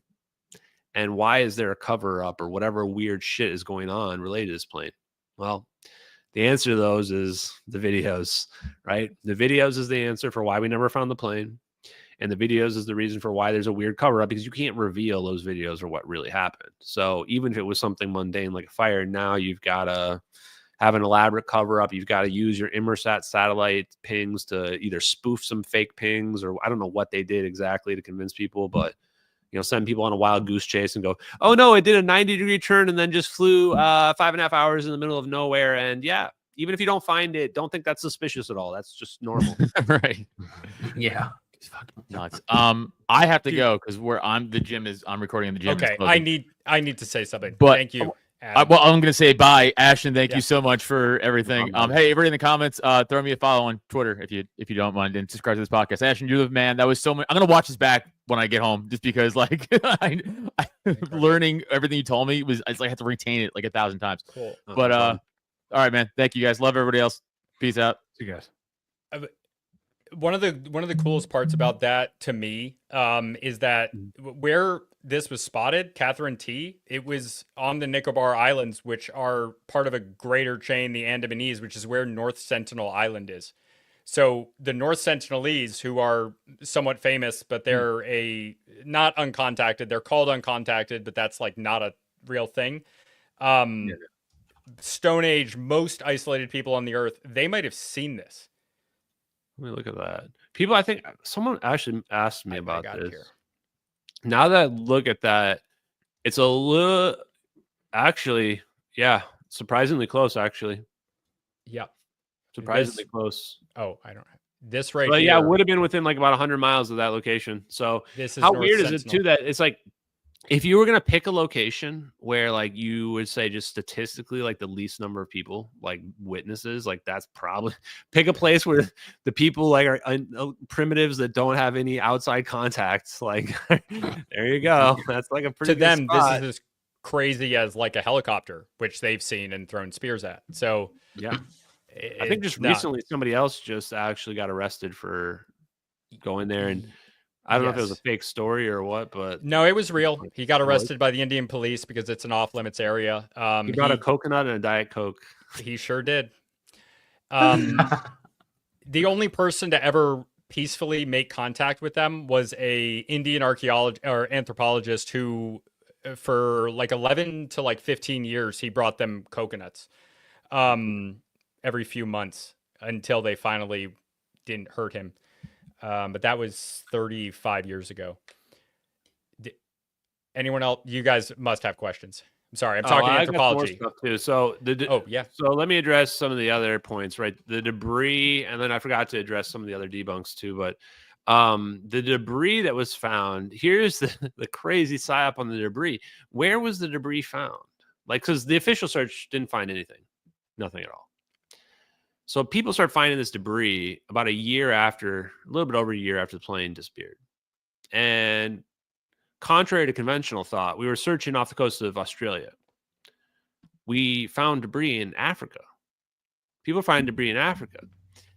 And a lot of people don't realize like where they found debris, but it is like, pretty far west, like South Africa, like really far south on Africa.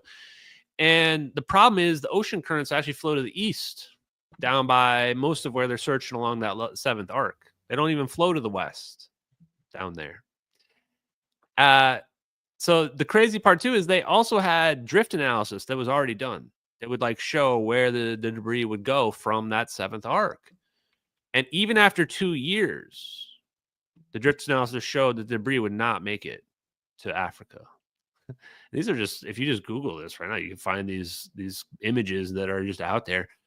And so the problem is that only one of two things can be true, just from a pure physics perspective, because Africa is just too far away. Either that debris is from MH370 and the satellite pings are not accurate. The plane did not crash in the South Indian Ocean. Or those satellite pings are accurate and that debris is not from MH370, or it got planted there. So actually, I think most people would say that there's something wrong with the debris. Here, I'll give you a good image. If I pull one up, will it let me share? Yeah, you just have to click down below the present, and then you can select a tab. I got you. Because I got the best image right here. Oh yeah, I'm sure you do. There we go. Share. And I just pull it on the screen. Okay. There we go. Let me zoom it out a little bit. Okay, so this one shows all the debris parts here at the top. So there's how many do they claim here? 20, 22, 27. And the number of confirmed ones is like 3, the green ones here. This image here actually comes from a CNN article. This piece in the middle is not this big where my mouse cursor is here in the middle. And it's not that big. So even if you add up all these debris, even if you assume every single piece is from the plane, it's not even enough to prove the plane crashed. It's just a few tiny parts. In fact, the biggest piece is this right flap, number 1 you see up here. This is actually 7 feet long, but you can still see it's only a tiny, tiny piece of the right wing because the wing's 100 feet long.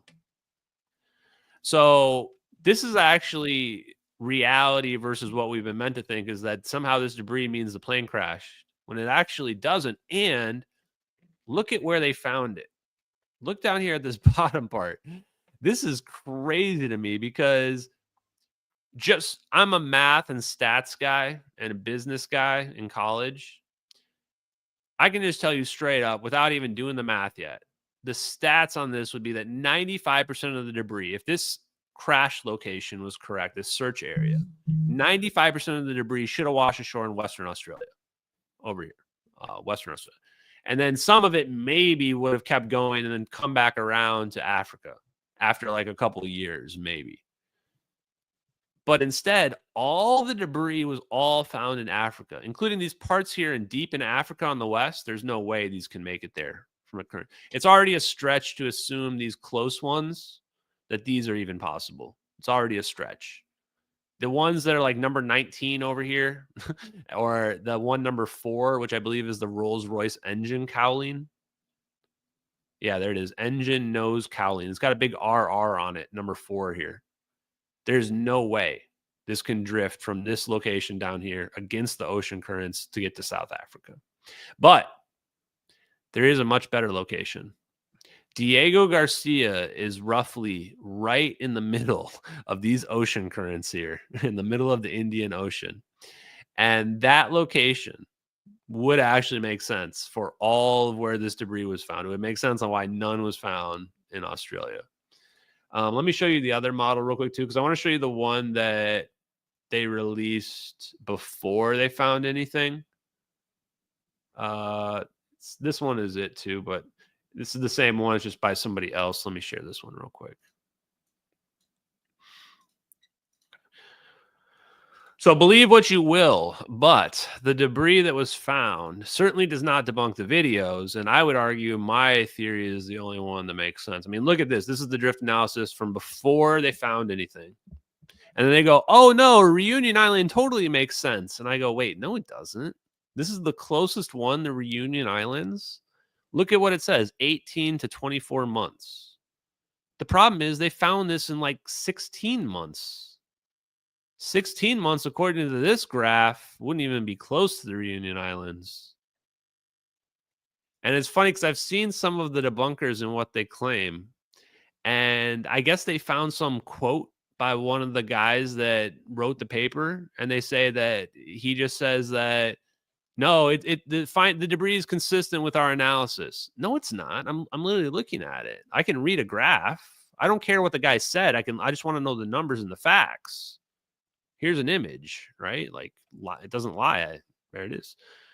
So that's one of the debunks. Do you guys have any questions on that one? Or about the debris in general? No. Not about It's the debris, incredible. no. You're really good at talking about this stuff. This is mesmerizing. Absolutely incredible stuff. And thank you to Mark Scott for donating $50 to you. Very generous.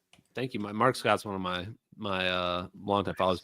I found out too that some of my production people, we've been looking for a video editor, and they said that like there's people that are like really passionate about this stuff. Like a lot of people, there are people out there that are like worked in aerospace, people out there that know this stuff's real, and they're just happy that like there's somebody out there that's actually pushing it, which it keeps me going, because I'm like, man, okay, there really is something to this, you know, like it's not me just having a fever dream or something, which you always do have to second guess yourself. People think that I don't second guess myself on all this.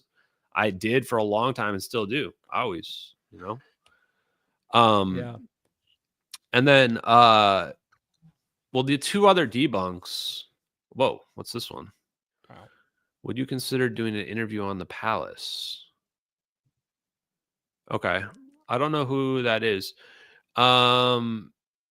Sorry, I didn't mean to throw you off. Oh, yeah, no, I would love to do that, though. I'd love to get in touch with that person. Can somebody get me in touch with them? I don't know how to get in touch with people from YouTube. Wayana Riders. If one of my admins or somebody's watching, get on my Discord. I've had several people trying to get in touch with me. The only way is to get in touch with me is go on my Discord. Get on my Discord and get in touch with one of my admins. JK Philly Fan's the best, and then we'll get in touch. But yeah, if you donate $100, then I guess I'll try to get in touch with you. Yeah. So let me just address real quick some of the other debunks that are out there. So one of them, and I'll share a file here, is this VFX. Everybody says, oh, well, it's VFX. Somebody found this VFX. So they say it's a perfect match. And the problem is it's just not. Is that like this is kind of a sleight of hand situation where people just took something that was similar and they claimed that it was an exact match when it really wasn't. And they actually did this several times. Was that at first, debunkers claimed that, well, it was the zap is a supernova. And I was always really suspicious that they focused on the zap when the plane disappears, instead of like trying to explain like forensically the videos in general. We're trying to say like, oh, like somebody made an editing mistake here that's very obvious, you know, and you can just show it or what have you. Instead, they were focused on the zap. And they claimed, after they claimed that it was a supernova, they then claimed it was an ink blot. And they said that somebody manipulated this ink blot to make it look like the zap. And then neither of those are really sticking. People were like, no, dude, this video is too real. And so then a one-day-old Reddit account comes out of nowhere and says, I found this VFX from an old video game. And on one frame, this frame that you're looking at right here, they say that it's close, right? It's a perfect match. But even when you look at it right now, you can already tell that even on the edge, it doesn't match. And then in the middle here, the middle is not even close to the same. Like I can show the original again just for comparison, but the middle here has these lines coming out of it, and it's not even the same shape as the black in the background. So if you watch any of the debunkers, the Corridor crew, even the Lore Lodge, when they claim that this is what they're talking about when they claim the asset matches, is this one frame that has a similar boundary edge, of course, after resizing the asset. And what they don't do is they don't show you the middle part. Either they draw your attention away from the middle, or in the case of the Lore Lodge, what I saw them do at least one time was they shadowed this like blue zap, this explosion, the stock effect you see here. They turned it black and then they superimposed it over the background. And then they claimed that was what the original, that the actual zap in the asset looked like. So what they were trying to do is they were trying to make you think that they were confusing you and think by overlaying them and shadowing them together that somehow this showed that you couldn't see the differences anymore, basically, is what I'm getting at. So now all I have to do to break this down is let the whole asset play.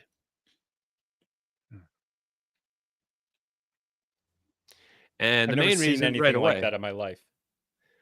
Well, so yeah, so we can see here, this explosion is not the real deal. So the back, remember, we saw the back earlier. It was a wormhole that kind of opens up and then closes here. So this is superimposed. There's no way to change this to get this to match the background here. And then now here, this is a frame where there is no frame. We don't have a frame. So actually the full asset has like 7 frames in it, and the zap only has 4. So this was the superimposed stock effect. And when I point out that they don't match at all, then people just say, oh, well, they edited it. And even when you point that out on this first frame, the one that is, similar when you line it up, people say, oh, well, they just edited it. And I say, okay, well, how did they edit it? And they say, well, we can't know how they edited it. Only they can know how they edited it. You're like, so you can't tell me how they edited it, but you're sure that that's what they did. And so if I I'm just going to show you for comparison purposes the original without the effect added in. So if you switch over to that one, you can take a look. Oh. Yeah. And so this is the original without the overlaid asset. Same exact thing, just without the overlaid asset, just to see the comparison. Okay. So it's kind of up to you to decide if you think that asset's in there. But if you do any kind of forensic analysis or a type of, like I say, how many pixels match, any type of comparison, you'll find that it doesn't match even on the one frame, and the other frames weren't even similar at all. So this one I thought was a lazy kind of debunk thing where, like, you see a lot of prosaic explanations for things. They'll be like, oh, that's just a series of balloons or something like that, right? Sometimes they're convincing, sometimes they're not, but it's really a lazy attempt. The more convincing one, debunk, and this is the last one I'll do, was the cloud pictures. People are like, oh, these cloud pictures came out, this photographer came out, and the whole saga was sketch as hell. Kim.com was supporting me, and I don't know why. And now I think that he was basically just planted to support me, to try to, like, draw attention and then chop you out underneath you. But one day I woke up and everybody was abuzz that a random 6-day-old Reddit account had gone online and been searching stock images and did some kind of Rain Man thing and somehow realized that these images have clouds in them that match the satellite video. And weirdly, the first thing that the Redditors did, because somehow the Redditor debunkers were the first people to figure this out, is they emailed the photographer of the pictures. I don't know why. And they said that you need to get involved in this. And then the photographer immediately got involved and immediately started making a debunked video. Like, the whole thing makes no sense. Why is he getting involved? And this is me just waking up and this is all going down right away. And long story short, there's no actual evidence that the pictures in question that were supposedly used to make the satellite video, there's no evidence they predate the video at all. They only exist online in 2016. If you look on the torrents of the website where they're supposedly found, they don't exist in the torrents at all. The whole story of the photographer, yes, he was on some airplane to Japan in 2012. He took pictures on an airplane in Japan in 2012. He just didn't take the pictures that match the clouds in the MH370 satellite video. There's no evidence that he did. And the crazy part is, for anyone going, you can't even make the argument that that the Wayback Machine didn't index the photos. The Wayback Machine did index the photos of the photographer. There's proof that they exist in 2013. They just no proof that the 5 photos in question that have the clouds in them existed then. Mysteriously, the only proof that those images existed dates to 2016, over 2 years after the videos had already been on the internet.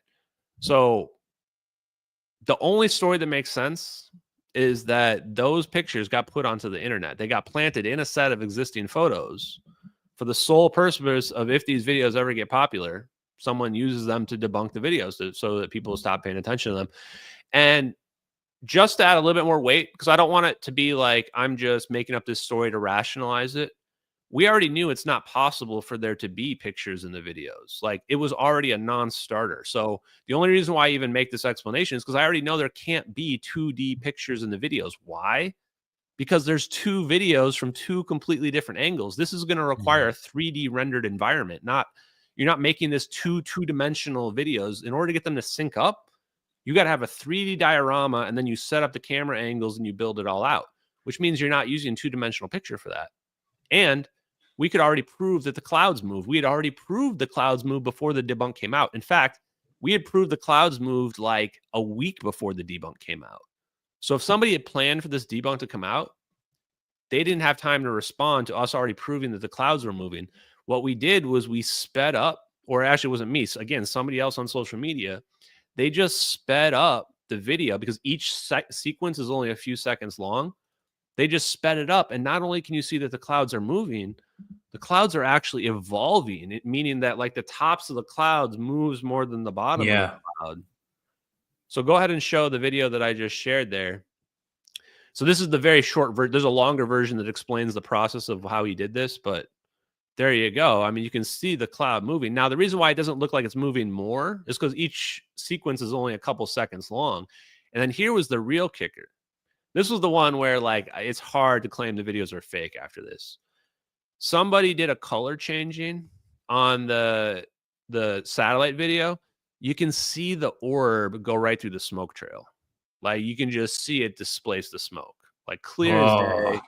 Fluid dynamics right there. No way somebody faked this. And before you ask, you can actually, even if you look closely in the original, you can see it. But you can't, it's so faint that the color change makes it like stick out like a sore thumb. Wow. This was the part where I was like, God damn, like everything's real. Like those aren't just orbs they like painted into the picture, you know, like that's interacting with the environment. And my friend, Professor Simon Holland, he's a filmmaker. He's got a pretty big YouTube channel as well. He also said that the way the orbs spin around the plane, how they do their like triangle thing, like that's a key indicator too of like extreme difficulty, because getting it to like go behind an object is one of the more difficult things in visual effects. And they're doing it nonstop as they're like spinning around the plane. He's like, if you were to fake this, you wouldn't go to all that effort to do like the most difficult thing to fake either. So those are just a couple examples for why like there's no way we're looking at like a 2-dimensional picture of clouds in there. Yeah. You got clouds moving, you got these multiple environments. Now the part that freaked me out about that, and this is just me being honest with you guys, is like when that happened, first of all, Kim.com was immediately pressuring me to say the videos were fake immediately when I woke up that morning. I'm like, dude, what is going on? And even later that day, after I was like, I had issued this statement about them, which everybody still copy and paste now, saying that you said the videos were fake. I deleted that within under 24 hours, maybe even sooner, after we couldn't find the pictures anywhere, any torrents or anything like that. I was like, something's sketchy about this. But what scared me was the like, how much effort did somebody have to go to plant pictures like that on the internet. To me, that was like, that showed that somebody really doesn't want this to come out. Like, they had this planned ahead of time, even if it's not the best debunk, even if it like was kind of dead on arrival, because you needed to have something better than pictures to debunk the videos. It still shows like, yeah, there was a coordinated effort to try to get these go away and convince the general public that you should not look into these or ask questions. Because here's the last thing I'll say is that assume for a second there's even a 1% chance those videos are real. Wouldn't it be worth it to try to at least just ask basic questions about like, hey, United States government, did you like, just asking zap MH370 with some plasma orbs? Because it's kind of some crazy, but nobody wants to ask the United States government any questions, right? Even with a tiny vanishing chance of them being real, we should be just asking the questions. So I just think that's odd. Wow. When you mentioned like possible potential of like plasma, this is like some sort of plasma that they're using, it reminded me that, I didn't really think much about it before, but when the Soviet Union, during the time when like Reagan was president, and they come up with it's like Star Wars is what they nicknamed it, but I think it's like Strategic Defense Initiative, I think it was called. But when they were negotiating, and a lot of things that I read about is like Reagan was actually being very hyperbolic about what they had, and this was basically trying to convince the Soviet Union to denuclearize, so they can, because what they were saying is this Star Wars or Strategic Defense Initiative was making the capability that these are going to render nuclear weapons ineffective. So like this was like a way to get Gorbachev and the Soviet Union to like, hey, we don't need these nuclear weapons. Once you denuclearize, we'll open up to this program that we have that will show you our capabilities that we have. And the thing that they mentioned in it was like some nuclear charges that they had, or particle, like I think a lot of the focus on was the particle beam weapons or something like that. And that's why it got the nickname Star Wars, because that was really popular in the 80s. But they also mention plasma energy weapons in there. And I think that's just really, it's not really a question, but it's really just a comment. This like, it's really interesting that, they were talking about this even in the 80s. Now, I don't know if, Reagan really had this information, or if he was just told about this, or if this was like real. Everything I saw about it is everyone saying like, oh, this was just hyperbolic. So Reagan was trying to get them to convince them to denuclearize. Well, maybe now that you say that, it makes me think like, well, maybe they really did have something and showed the Soviets something, or gave them information that really did, if someone fires a nuclear missile and they have the capability to literally zap it out of the sky to somewhere else, like maybe back toward Russia or something, like, that would almost make people like, well, then we shouldn't use these anymore, because it's basically, this can be used against us or something like that. Or how you said in the beginning, where they could just literally fire it, have these orbs, and then just teleport right to their target right away. And yeah. No, I think this is good. In terms of like, I know some of you guys have to drop as well. So if we want to make this last topic, or we can keep going, whatever. But like, this is a good kind of last topic, which is that nuclear weapons are obsolete in the face of this technology. That becomes really apparent when you start to think about what this technology means from different aspects. And yes, it could, going back to the Soviet era in the 80s, that's when people like Tom Bearden were talking about the science related to this idea that the ether exists, space is not empty, all the prerequisites for this were being told to us. And people were saying that gravity waves exist and all this stuff. We were just ignoring it. So yeah, it could go all the way back to, Reagan and the Star Wars, whatever initiative in terms of what it was. And that would be a big secret that you want to hide, right? You don't want your adversaries to know that we can obsolete your weaponry. But even Salvatore Pais, U.S. Navy engineer, just yesterday, he told me nukes are like obsolete. And if somebody were to fire a nuke at us, we would probably just zap it with a directed energy weapon, like the moment that it released. Imagine you fire a nuke and somebody blows it up the moment you release it. Like, now, do you ever wonder why we're not building nukes anymore? It's not even that it doesn't launch. Yeah. It just detonates. Wow.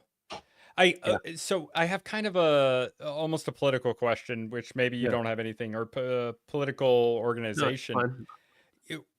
We're talking about the U.S. government. I mean, at this level, like, is there a, and I'm not even talking conspiracy, but like, obviously there's the UN. Is it like a subsection of the U.S. government, or is it like a American proxy, but a larger multinational type coalition that's controlling this type of thing?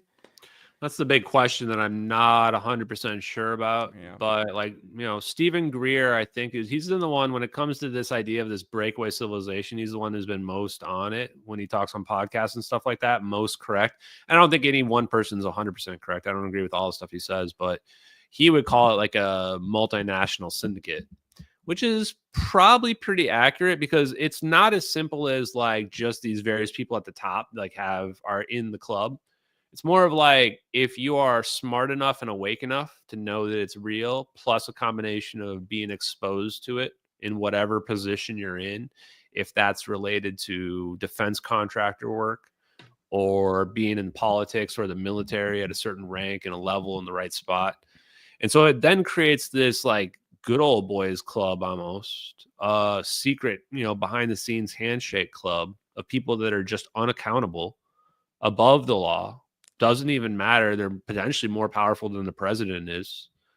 And, like we see when we see like, for some reason I keep thinking about Alex Murdaugh, that murderer who like killed his wife and his son, but not just because of that, but because of how like he abused his position to like basically just be above the law in his own little county, essentially. Stuff like that, basically, but happening at an almost international scale. Yeah. They're So not. then, They can't be accountable to anybody. Yeah, and the other part about the Murdaugh practical thing, way. which is interesting related to this, is that when the Murdaugh trial was happening, I love true crime stuff, so I was watching it go down. There were so many people arguing that he's not going to be found guilty because there was no like direct evidence of like no video of him killing his wife and his son, and people just couldn't believe that he would kill his own wife and his son. Like, how could a father do that? It's not possible. Even though the weapons used were 100% confirmed to be owned by the family, and they happen to be missing as well, the two weapons that were actually used. And people didn't believe it. They couldn't believe it. And it goes to show that even in a situation where like you're never going to convince people all the time, doesn't matter, right? And what does proof and the burden mean? In the end, what ended up happening in the Murdaugh trial is a lot of people, and myself included, argue that the only reason why he was ended up found guilty, despite the overwhelming circumstantial evidence, his argument was he was sleeping in the house when it was going down, and the house is like 500 yards away from the kennels where all the crime went down. Well, it turned out he didn't know that his son was recording when he was like doing a video for one of the dogs that they were taking care of. And he didn't know his son was recording. And in the recording, you can hear the father's voice in the background. And there's a timestamp on the recording that proved he wasn't actually up at the house. The timestamp on the recording was in minutes of when the crime happened. Now, why do I bring this up? Look at all the analogies to the MH370 case.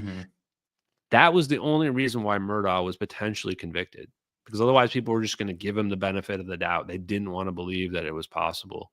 But once that came out, there was like, because people were inventing these stories. They were going, well, two people could have snuck onto the property and then stolen the guns and then used the guns and killed the family because they were mad about something else. And this is the same stuff that happens with the videos. People go, well, somebody could have faked this video. And it's, you're like, but who? What's the, like, who's the person that did this? Like, where are they? And what were their skill sets to pull this off, right? Like, who's the hired assassin that snuck onto the Murdaugh, like, ranch in the middle of nowhere that did this, you know? Yeah. It's the same kind of thing where, like, you have to come up with, like, what's the story? Anyone can play the denialism game all day long. What's the story for the person that faked the video, or what's the story for the videos being real, or what's the case for somebody else killing the wife and the son versus what's the case for Murdaugh being the one that did it? And it turns out, much like the MH370 case, there's all this evidence where, like, Turns out they can plot that he left the ranch, like the area right after that, and then came back and drove back where he was, throwing to hiding evidence. And when you look at it from the perspective of him being guilty, it all makes complete sense, right? If you look at it from the perspective of trying to give him the benefit of the doubt, it's like you have to come up with a more and more implausible series of excuses for why all these things were happening. And it's like that in the MH370 situation and just the case of the plane in general. So what I'd say to this is that, like, I almost wish the videos didn't even exist. And I have no preconceived notion for what's happening in the videos. If all I was caring about was being famous, I would certainly be selling a story that makes it's more palatable to people. I wouldn't be selling the most difficult, palatable story, because I'll be famous no matter what the answer is if I solve the mystery of MH370, right? So that's not the reason why I'm doing it.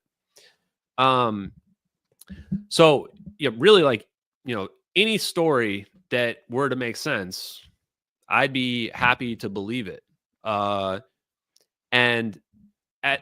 me, that's all I did is I said, what's the story, overall story that makes sense in the totality of the evidence? And in this case, even without the MH370 videos, the really only party that could be responsible, in my opinion, is the United States military and government. And even without the videos, we know for sure the United States military must know what happened to that missing plane. Between all our surveillance capabilities that nobody really knew about, including our surveillance system that's like monitoring all the oceans all the time, and all the FOIA requests that I put in. I've got a stack of FOIA requests, like 20 deep, to everybody from the CIA, the NSA, the NRO, the Navy. Basically, they either say they don't have anything or they reject it for national security. So it's like, yeah, even like stuff like a fire suppression device that washed up in the Maldives that's looks like an exact match to a Boeing 777 fire suppression device. Like, that's kept secret. I'm like, it's clearly they know what happened to this plane. I wish people would just kind of wake up, because once people realize the United States knows what happened to this plane, you're only like one logical leap from realizing the videos must be what actually occurred. Yeah, they're insane. Wow. I had a question. There's a couple in the chat too that we can do. Yeah. I've been taking notes. Like, somebody asked, is there something inside the orbs? And I think there is, but it's some kind. It's like it's creating plasma outside of it, around it, like a field, and probably perpetually creating it, or at least like keeping it stable. So that's the best. Like, I don't have all the answers for you, but that's my answer for, is there something in there? I think so. And the main reason why, though, is that dark line coming in front of the orbs that seems to be like pulling them forward, I think that's some kind of laser being projected out from whatever's inside the orbs, and that's how they're flying around. Yeah. Another thing, Obama knows. Yeah, Obama definitely knows for sure. It's crazy because I supported Obama, but I'm like, once I started digging into like the chain of command for like black ops, it goes directly to the president. Yeah. And even if the president didn't know, they have to get briefed like afterwards for like policy and damage control. So Obama's implicated for sure. And actually, the more I look back at his attitude change and how he got like super hardened by being president, it actually wouldn't surprise me if he saw some crazy shit like this and was like, damn, the world's a lot darker place than even he realized, you know? Yeah. Are you familiar with that story of the journalist that got offed, Michael Hastings, who had reported on General McChrystal? Sounds really familiar.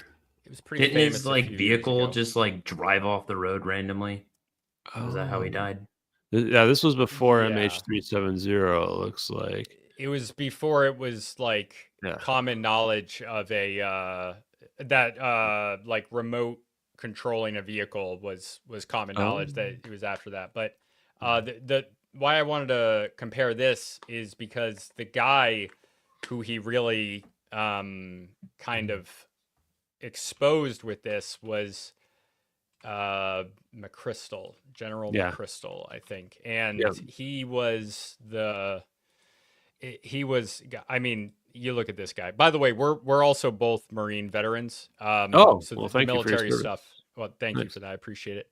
But like understanding how these hierarchy structures work from being inside it. Like this kind of stuff doesn't surprise me. And I remember when I was hearing about this, like this guy is not only a 4-star general, which is extraordinary, but he was also the general of a bunch of special operations commands for a long time. And That's interesting. Occam's He's razor. the one. Sorry, Sam. He's the one that came up with the idea of coin counterinsurgency. So he was like a coinista, is what they called them back in the day, and it was his plan that they implemented to bring democracy and peace to Afghanistan. If you watch, there's a movie about this on Netflix. It's called War Machine. It's got Brad Pitt that plays McChrystal, and it's actually it's more of a dark comedy perspective in the movie, but it has the guy that plays Michael Hastings in it, and it deals why the whole movie just goes and explain how the story got exposed. And it's not really a really big secret. It's just they got really comfortable with this journalist and thought he wouldn't put all this stuff about him slandering the president in there. Yeah.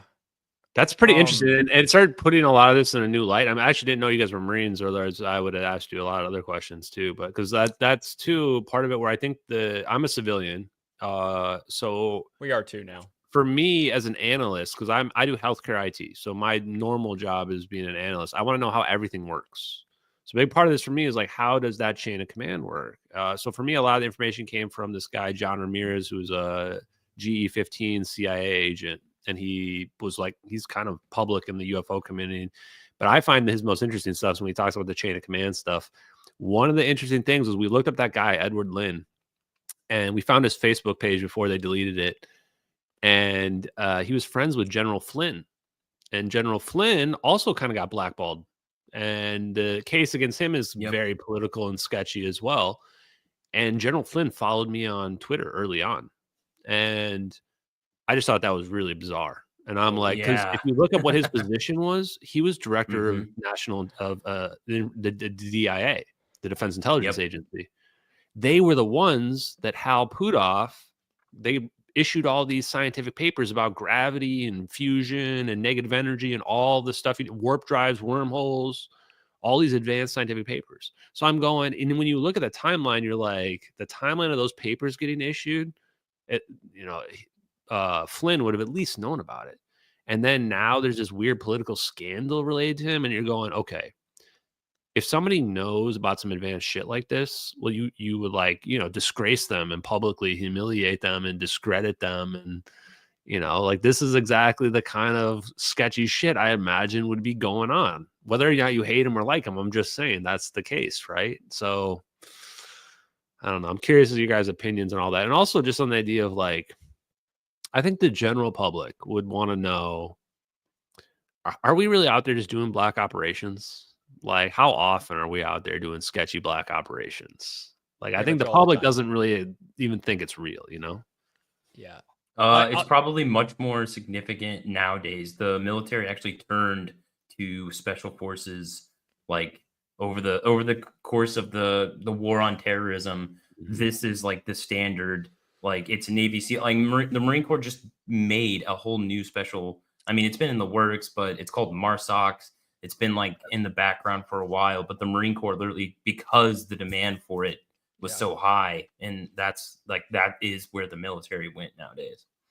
Yeah, it is. And there's some things I'd prefer to say off the air probably about it, but I think I could probably help you a lot with that type of thing as both a Marine veteran, although just a mechanic, but you still understand the stuff. And we still had Navy SEALs come on our boat every once in a while on deployment. But I'll talk about that off the air if you'd like. Yeah. And as an anthropologist. No, I'm just curious because, I think the bigger thing is just more so that they happen more often than what people think, is that we're, in terms of black operations, probably. And it's probably more morally ambiguous than what people think. I don't know if you guys saw that guy, Robert J. O'Neill, the one who shot Osama bin Laden. Yep. Yeah. He had this clip, I think he was on Sean Ryan, where he does this clip where he's when he started to wonder about what he was doing and why he was shooting people, and would I, in a different world, would I have a beer with that guy? Would we get along and be friends, and start wondering, am I just doing shit for these faceless bureaucrats like hiding, behind their desks and stuff like that. And I think about that a lot too, in terms of, the human aspect of it, in terms of what are we protecting, and you could argue that for national security, you can argue all kinds of atrocities in the interest of national security. Kind of scares me. Yeah, well, I mean, there's like and like you can always go into like what our forces are doing and what like crazy stuff. I mean, there's lots of stuff with like the CIA that's come out that's like verifiably proven that they did. That was like experiments, MK Ultra, stuff like that. But like the entire Middle East was basically the British intelligence and U.S. intelligence playground for funding and countering different oppositions that they deemed that was their enemy at the time. This is notoriously known for the Soviet Union, that we fund the Mujahideen. The Mujahideen became Al-Qaeda. Al-Qaeda was basically funded by the United States most of its history up until they flew buildings into our tower, and then all of a sudden they're our enemy. But while we were fighting them in Afghanistan, we're also funding them in Pakistan. So it's just like this huge mind fuck almost of like who we're funding and who we're actually, and where this money even comes from, who's funding who. There's just a lot of stuff that a lot of people don't actually also know. The relationships, right? Like what I will say on the air is like when you're talking about like special operations guys, they're these unofficial positions. They're not unofficial, they are official, but they're not like ranks. But like for someone like me, even if I outranked like a Marine Raider who's a special operations guy, he in theory, in truth, he's supposed to do what I say within the rules. But in practice, that's not going to happen. And in certain cases, it would even be like a pogue like us, who's someone who's not a infantry guy. The infantry, a lance corporal, a lower rank, would not listen to me as a pogue corporal. He wouldn't listen to me. But think about that as it goes higher up, right? Because you get into the special operations, they're not going to listen to anybody, even though technically you're supposed to. But you get above special operations, you get into the more specialized, you get into more like spook kind of things. And there's even if there is an official power structure that they are beholden to, in practice, it just doesn't work like that. And that becomes the thing. And there's historical precedents for this as well, with units like the Praetorians and the Janissaries for the Turkish Empire, where these individual components of a larger government structure or military, they effectively, they push their weight. They over time, it can shift that they are less accountable. They're not beholden to the same rules for whatever reason, and they can then get to do whatever they want if there's nobody above them. And I think that when you're dealing with this type of thing that you're talking about, you're dealing with not the special operations guy who can flip off a lieutenant to his face. You're dealing with the guy that's 3 tiers above that. And that means they can kind of do whatever they want. That makes a lot of sense. I actually appreciate this insight. I do want to say that not only is it just Al-Qaeda, but even ISIS. We made ISIS too. I mean, we left a power vacuum and then ISIS jumped in. It's actually insane that it was like all the people we left behind in the prisons, and we just let them run free. And once they got out, they just became ISIS. It's like, oh shit. Yeah. All the battles we've been fighting are our own product. Like, but the thing too is like when you look into the Edward Lynn case, that what you just mentioned even puts another interesting angle on it. There's this code of conduct, unofficial, especially this brotherhood within these special operations units, and this code of silence in it as well that he technically broke by, releasing this. I mean, he put everybody in danger who was part of that operation to be exposed as well. If he did leak those videos, they will frag you for that. They will end your life for something like that. Oh, exactly. And that's why there's no accountability, because you're out in the fields doing hidden missions, that type of thing. It turns out when they arrested him, they abused the shit out of him as well. He actually reported the abuse. I mean, they were probably telling him that they were going to kill him if he didn't take the plea deal, right? And there's 1,000 guys that have been killed that you don't hear the names of because it's written down somewhere that they died in a helicopter crash or against the Taliban. Yeah, and that's super scary. I 100% believe it. I absolutely believe it. And the only reason why Edward Lynn got the treatment that he did, which 9 years in prison after a plea deal, this is the good treatment that he got, was because he probably did it indirectly. He probably wasn't trying to do it. Everything I read about the guy indicates he's a patriot. He was probably not trying to screw us over. He either thought that was aliens and released it only to find out later on it was us, or he showed somebody else those videos. They put it on the internet. And so now he's technically responsible, but he's also not going to blab. And this is important because this is why he's ghosted me. This is why he changed his name legally instead of like reaching out to me, because he did leak the videos, but he can't say anything about it. He doesn't want to say anything about it. He's trying to protect the government here, which is noble. It's noble, but bro, I mean, the videos are out there now. They're not going away. So Yeah, it's noble, but in a sense, it's probably, it could be fear too. I mean, look what Julian Assange is free now, but he spent, I think, nearly a decade in a prison. Russia? And like, and he might not even be free. I was thinking Snowden, but yes, there's many such cases too. Yeah. Right? Julian Assange was like basically being tortured to death, like beat, and as far as like he was being starved, mistreated completely. And but yeah, I mean, he's free for now. And I don't know how. I think honestly, just because he got so notorious, like he was so famous, that there was just too much pressure that from their perspective that they almost had to let him go. And he never released like he was never a military person that released classified information. He just published it. That was what was released to him. So like the depths that they'll go through to stop these people and what they'll put you through is like scary enough to deter people away from doing that. Yeah, it makes me wonder why more people haven't come after me. But you can look at it from two angles. One, they kind of have. I mean, there are people even now, just in the last week, 2 different podcasters told me straight up they've got people reaching out to them, telling them they shouldn't have me on, that I'm going to hurt them, or like, hurt their credibility, all this stuff. It's like, that doesn't happen when people are talking about Bigfoot and stuff like that. Like, so why is that happening right now? So you could argue that it is kind of happening. The other angle too, though, to that answer is like, well, I'm just a normal guy, so I'm not really doing anything wrong by revealing this, even if you argue and who knows? I could say plausible deniability. I don't know that it's necessarily real. I think it is, but whatever.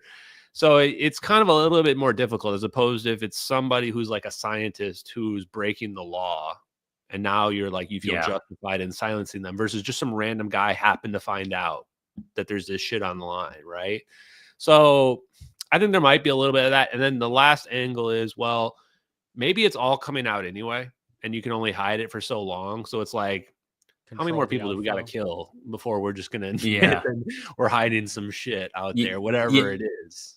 Right? And I would have also a lot say of too, stuff to say on this off the air, a lot. I'll just say one thing real quick, but it honestly, it is probably like, there might be, I mean, maybe what you said is right. This stuff's coming out and they just don't, they're not going to shut someone down when they know it's going to be released or whatever. But I think it also has to do with the fact that you're following online, because with people that are more popular, it's harder to eliminate them. It's not like the 1915s anymore where, someone or whatever, 1920, 1930, someone goes and looks at what's going on in the Soviet Union and they just like, get killed and no one ever hears from them again. And they're like, what happened to that guy? But now, because we're interacted with our audience and like, especially someone like you that dives into stuff like this and connects with other people, that if you just go missing, I mean, that's going to like, even if, it'd be really weird. And then like, even if like, maybe the things the rabbit trail you were going on, say like just hypothetically, it's not real. Well, then now all your audience and all these people online are going to be like, hey, this guy was like looking into some weird government stuff and then he just disappeared. So like they're hiding something, Yeah. So I think you're right there on that front. And that's why I was very, part of the reason why I was very just wanted to be out there and putting as much stuff out there. But I think we reached past that point of the zeitgeist. People now know about it. So I don't know, you guys, people can believe whatever they want to believe in terms of why I haven't been silenced. I will be honest, though, I haven't had anybody overtly tell me.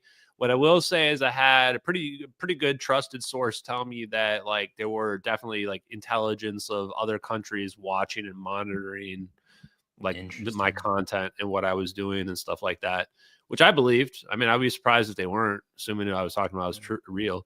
But beyond that, not much. And then I'm not afraid anyway, honestly. Like, you know, it'd be a pretty noble cause to go out and try to get free energy and, you know, plasma orbs and warp drives for people. So not too I afraid think you of probably it. wouldn't be the first one if it did happen. No, it's probably a pretty long list, frankly. Yeah. The more I looked into it, I'm like, damn. Yeah.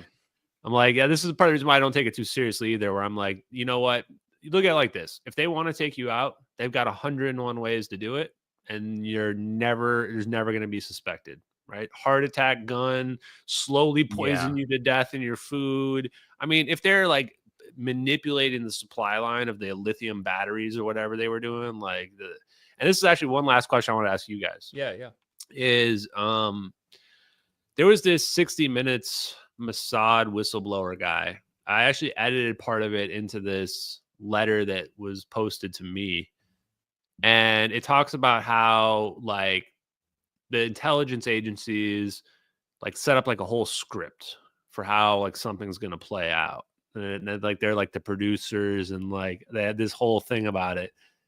Do you think that's all real from your perspective of like, you know, possibly like the idea of special operations, that like they're really like when they do an operation, it's like here's the playbook for how it's going to go, like, you know, front to back, and here's plan A and B if there's a deviation. Do you think that's pretty accurate, or do you For think like that's executing an like operation? Absolutely. Yeah, like with surgical. Oh yes.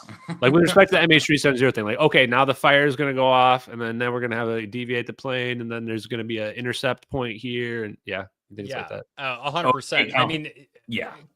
like pulling that off is probably one of the easier things they could do. I mean, hiding it is the difficult part, but pulling that off, like compared, I mean, these guys flew helicopters into Pakistan in the middle of the night, got dropped off, and nobody in the neighborhood knew what had happened. Zero Dark Like 30. these guys are inhuman. They're another level, and we're Marines, but like compared to them, nothing. We're absolutely nothing. It's like not even a comparison.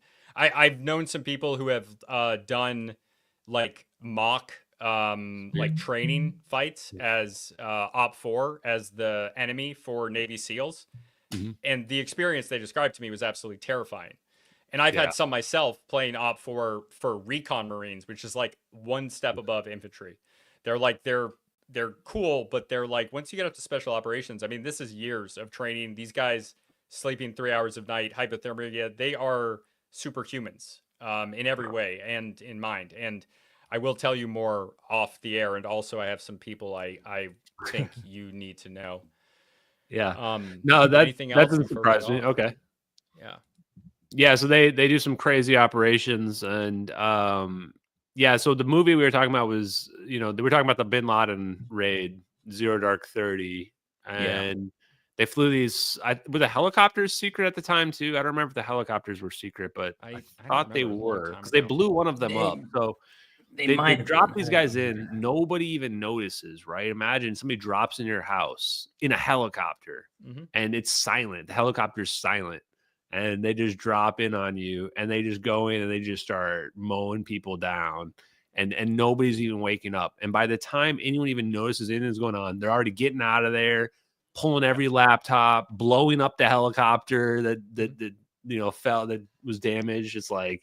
And there's one Pakistani guy live tweeting the event, not knowing what's happening, or that Osama bin Laden was living next to him.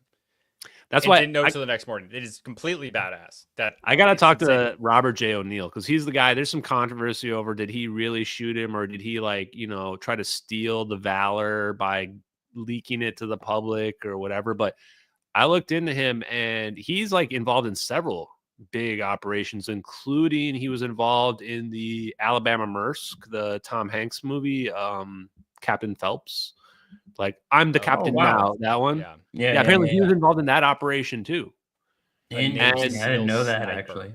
Yeah, I Googled it. I was like, oh shit. Because the reason why I Googled it, I don't know if you guys know this, but on September like 8th or 9th of last year, randomly Robert J. O'Neill, the same guy we're talking about, he just tweets out of nowhere, Malaysian Airlines Flight 370 was never a mystery. It was always a warning to China. He tweets that out of nowhere. And I'm going, what? I'm going, this is the guy that shot. I didn't know who he was at all. So I'm like, because this is That's Robert J. funny. O'Neill. I didn't really pay that much attention to like all the names of the people. So I Google and I'm like, that's the SEAL that shot Bin Laden. Like, if you imagine anybody would like be in the know about some crazy shit or have heard something, you know, through the rumor mill. And then he goes on Alex Jones like a week later. And he's on Alex Jones, and out of nowhere, he just starts dropping. I just got to tell you that Malaysian flight, it was 6th generational warfare. Alex Jones didn't even know how to respond. And then he says it again when Alex Jones doesn't follow up on that, and when he just randomly blurts that out. He's like, yeah, I just want to say again that I'm pretty sure that was us. That was one message to China to knock it off. And I'm like, holy shit. And I Google what's 6th generational warfare. Never even heard of that before. I've heard of 5th, but not 6th. Yeah, exactly. I'd heard of 5th, right? He was like, oh, aerospace, you know, control over air, like psychological warfare. 6th generational warfare is warfare over space and time. Oh my God. I was like, okay. So people start like trolling and asking him, like, dude, are you following Ashton? Like, how are you? It's just too on the nose, right? Like, what's going on here? He wasn't following me before that. He started following me after. And finally, he replied to one of my tweets when I was like calling out, like, dude, bro, what? And he said, like, if I told you, he just goes, if I told you, ... As in, like, if I told you, I'd have to kill you. Like, I'm like, okay, dude. I don't know if he's being coy. He probably is, but pretty damn weird, man. Between the thing is, he that wouldn't tell you.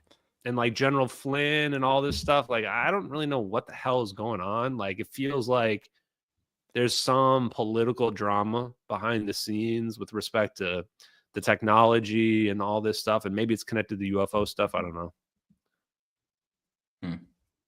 Yeah, I don't know.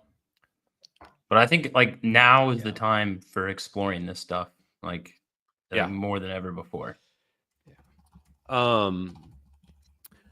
Yeah, I think that's the thing. Now is the time. Now's the time to get it out there, like wake people up, teach people about Tesla. Like I tell people, and this is true, I thought Tesla was a mythical figure. I grew up, nobody ever talking about Tesla. So did I. Like cartoons and shit. I'm like, is he real or is this did we just make him up? Like, he's the man that invented electricity. You're like, is that real or not? I don't know. No, it turns out he did. He literally invented the electricity that we still use today. And we just never thought to even ever try to improve it or like learn what it was that led him to understand it. He knew there was an ether. The ether is the 0 point energy. So when we are pulling energy out, Tesla would say, we're churning up the ether. What you're doing is you're churning up the ether. You're pulling this energy out and you're capturing a little bit of it to make your light turn on. And if you look at the energy like that, then of course there's free energy because we're just, anytime anything turns on, we're just churning up this ether that's out there.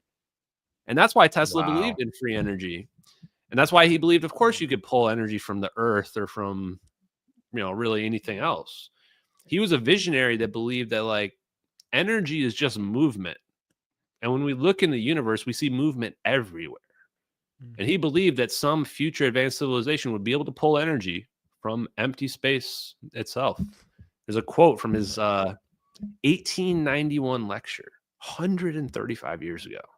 Dude was so far ahead of his time. It's crazy.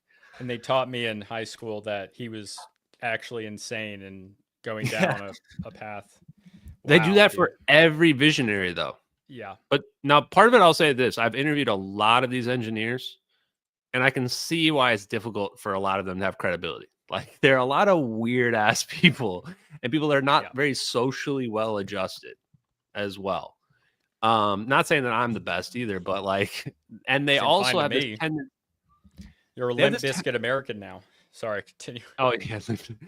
They have this tendency, though, where they will latch on, like, once they find out that, like, oh, gravity technology exists, then they just take it to, like, okay, this means the Anunnaki created us and blah, blah, blah, right?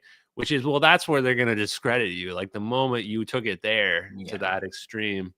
And they might even be right.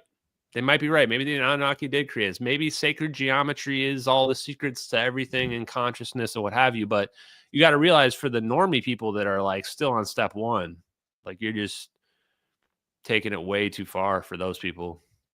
Yeah. So maybe it is just a matter of Seriously. like, what now is the right time, and we start waking people up. Yeah. I don't know. And I think that last thing, because we got to wrap this up, but Yeah.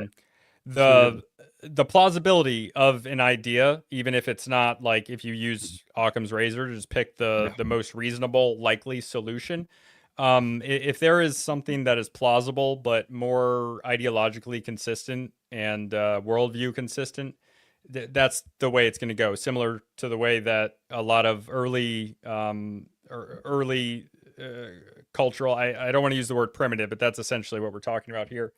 Like hunter-gatherer, horticulturalist types, they'll explain a lot of things in terms of magic.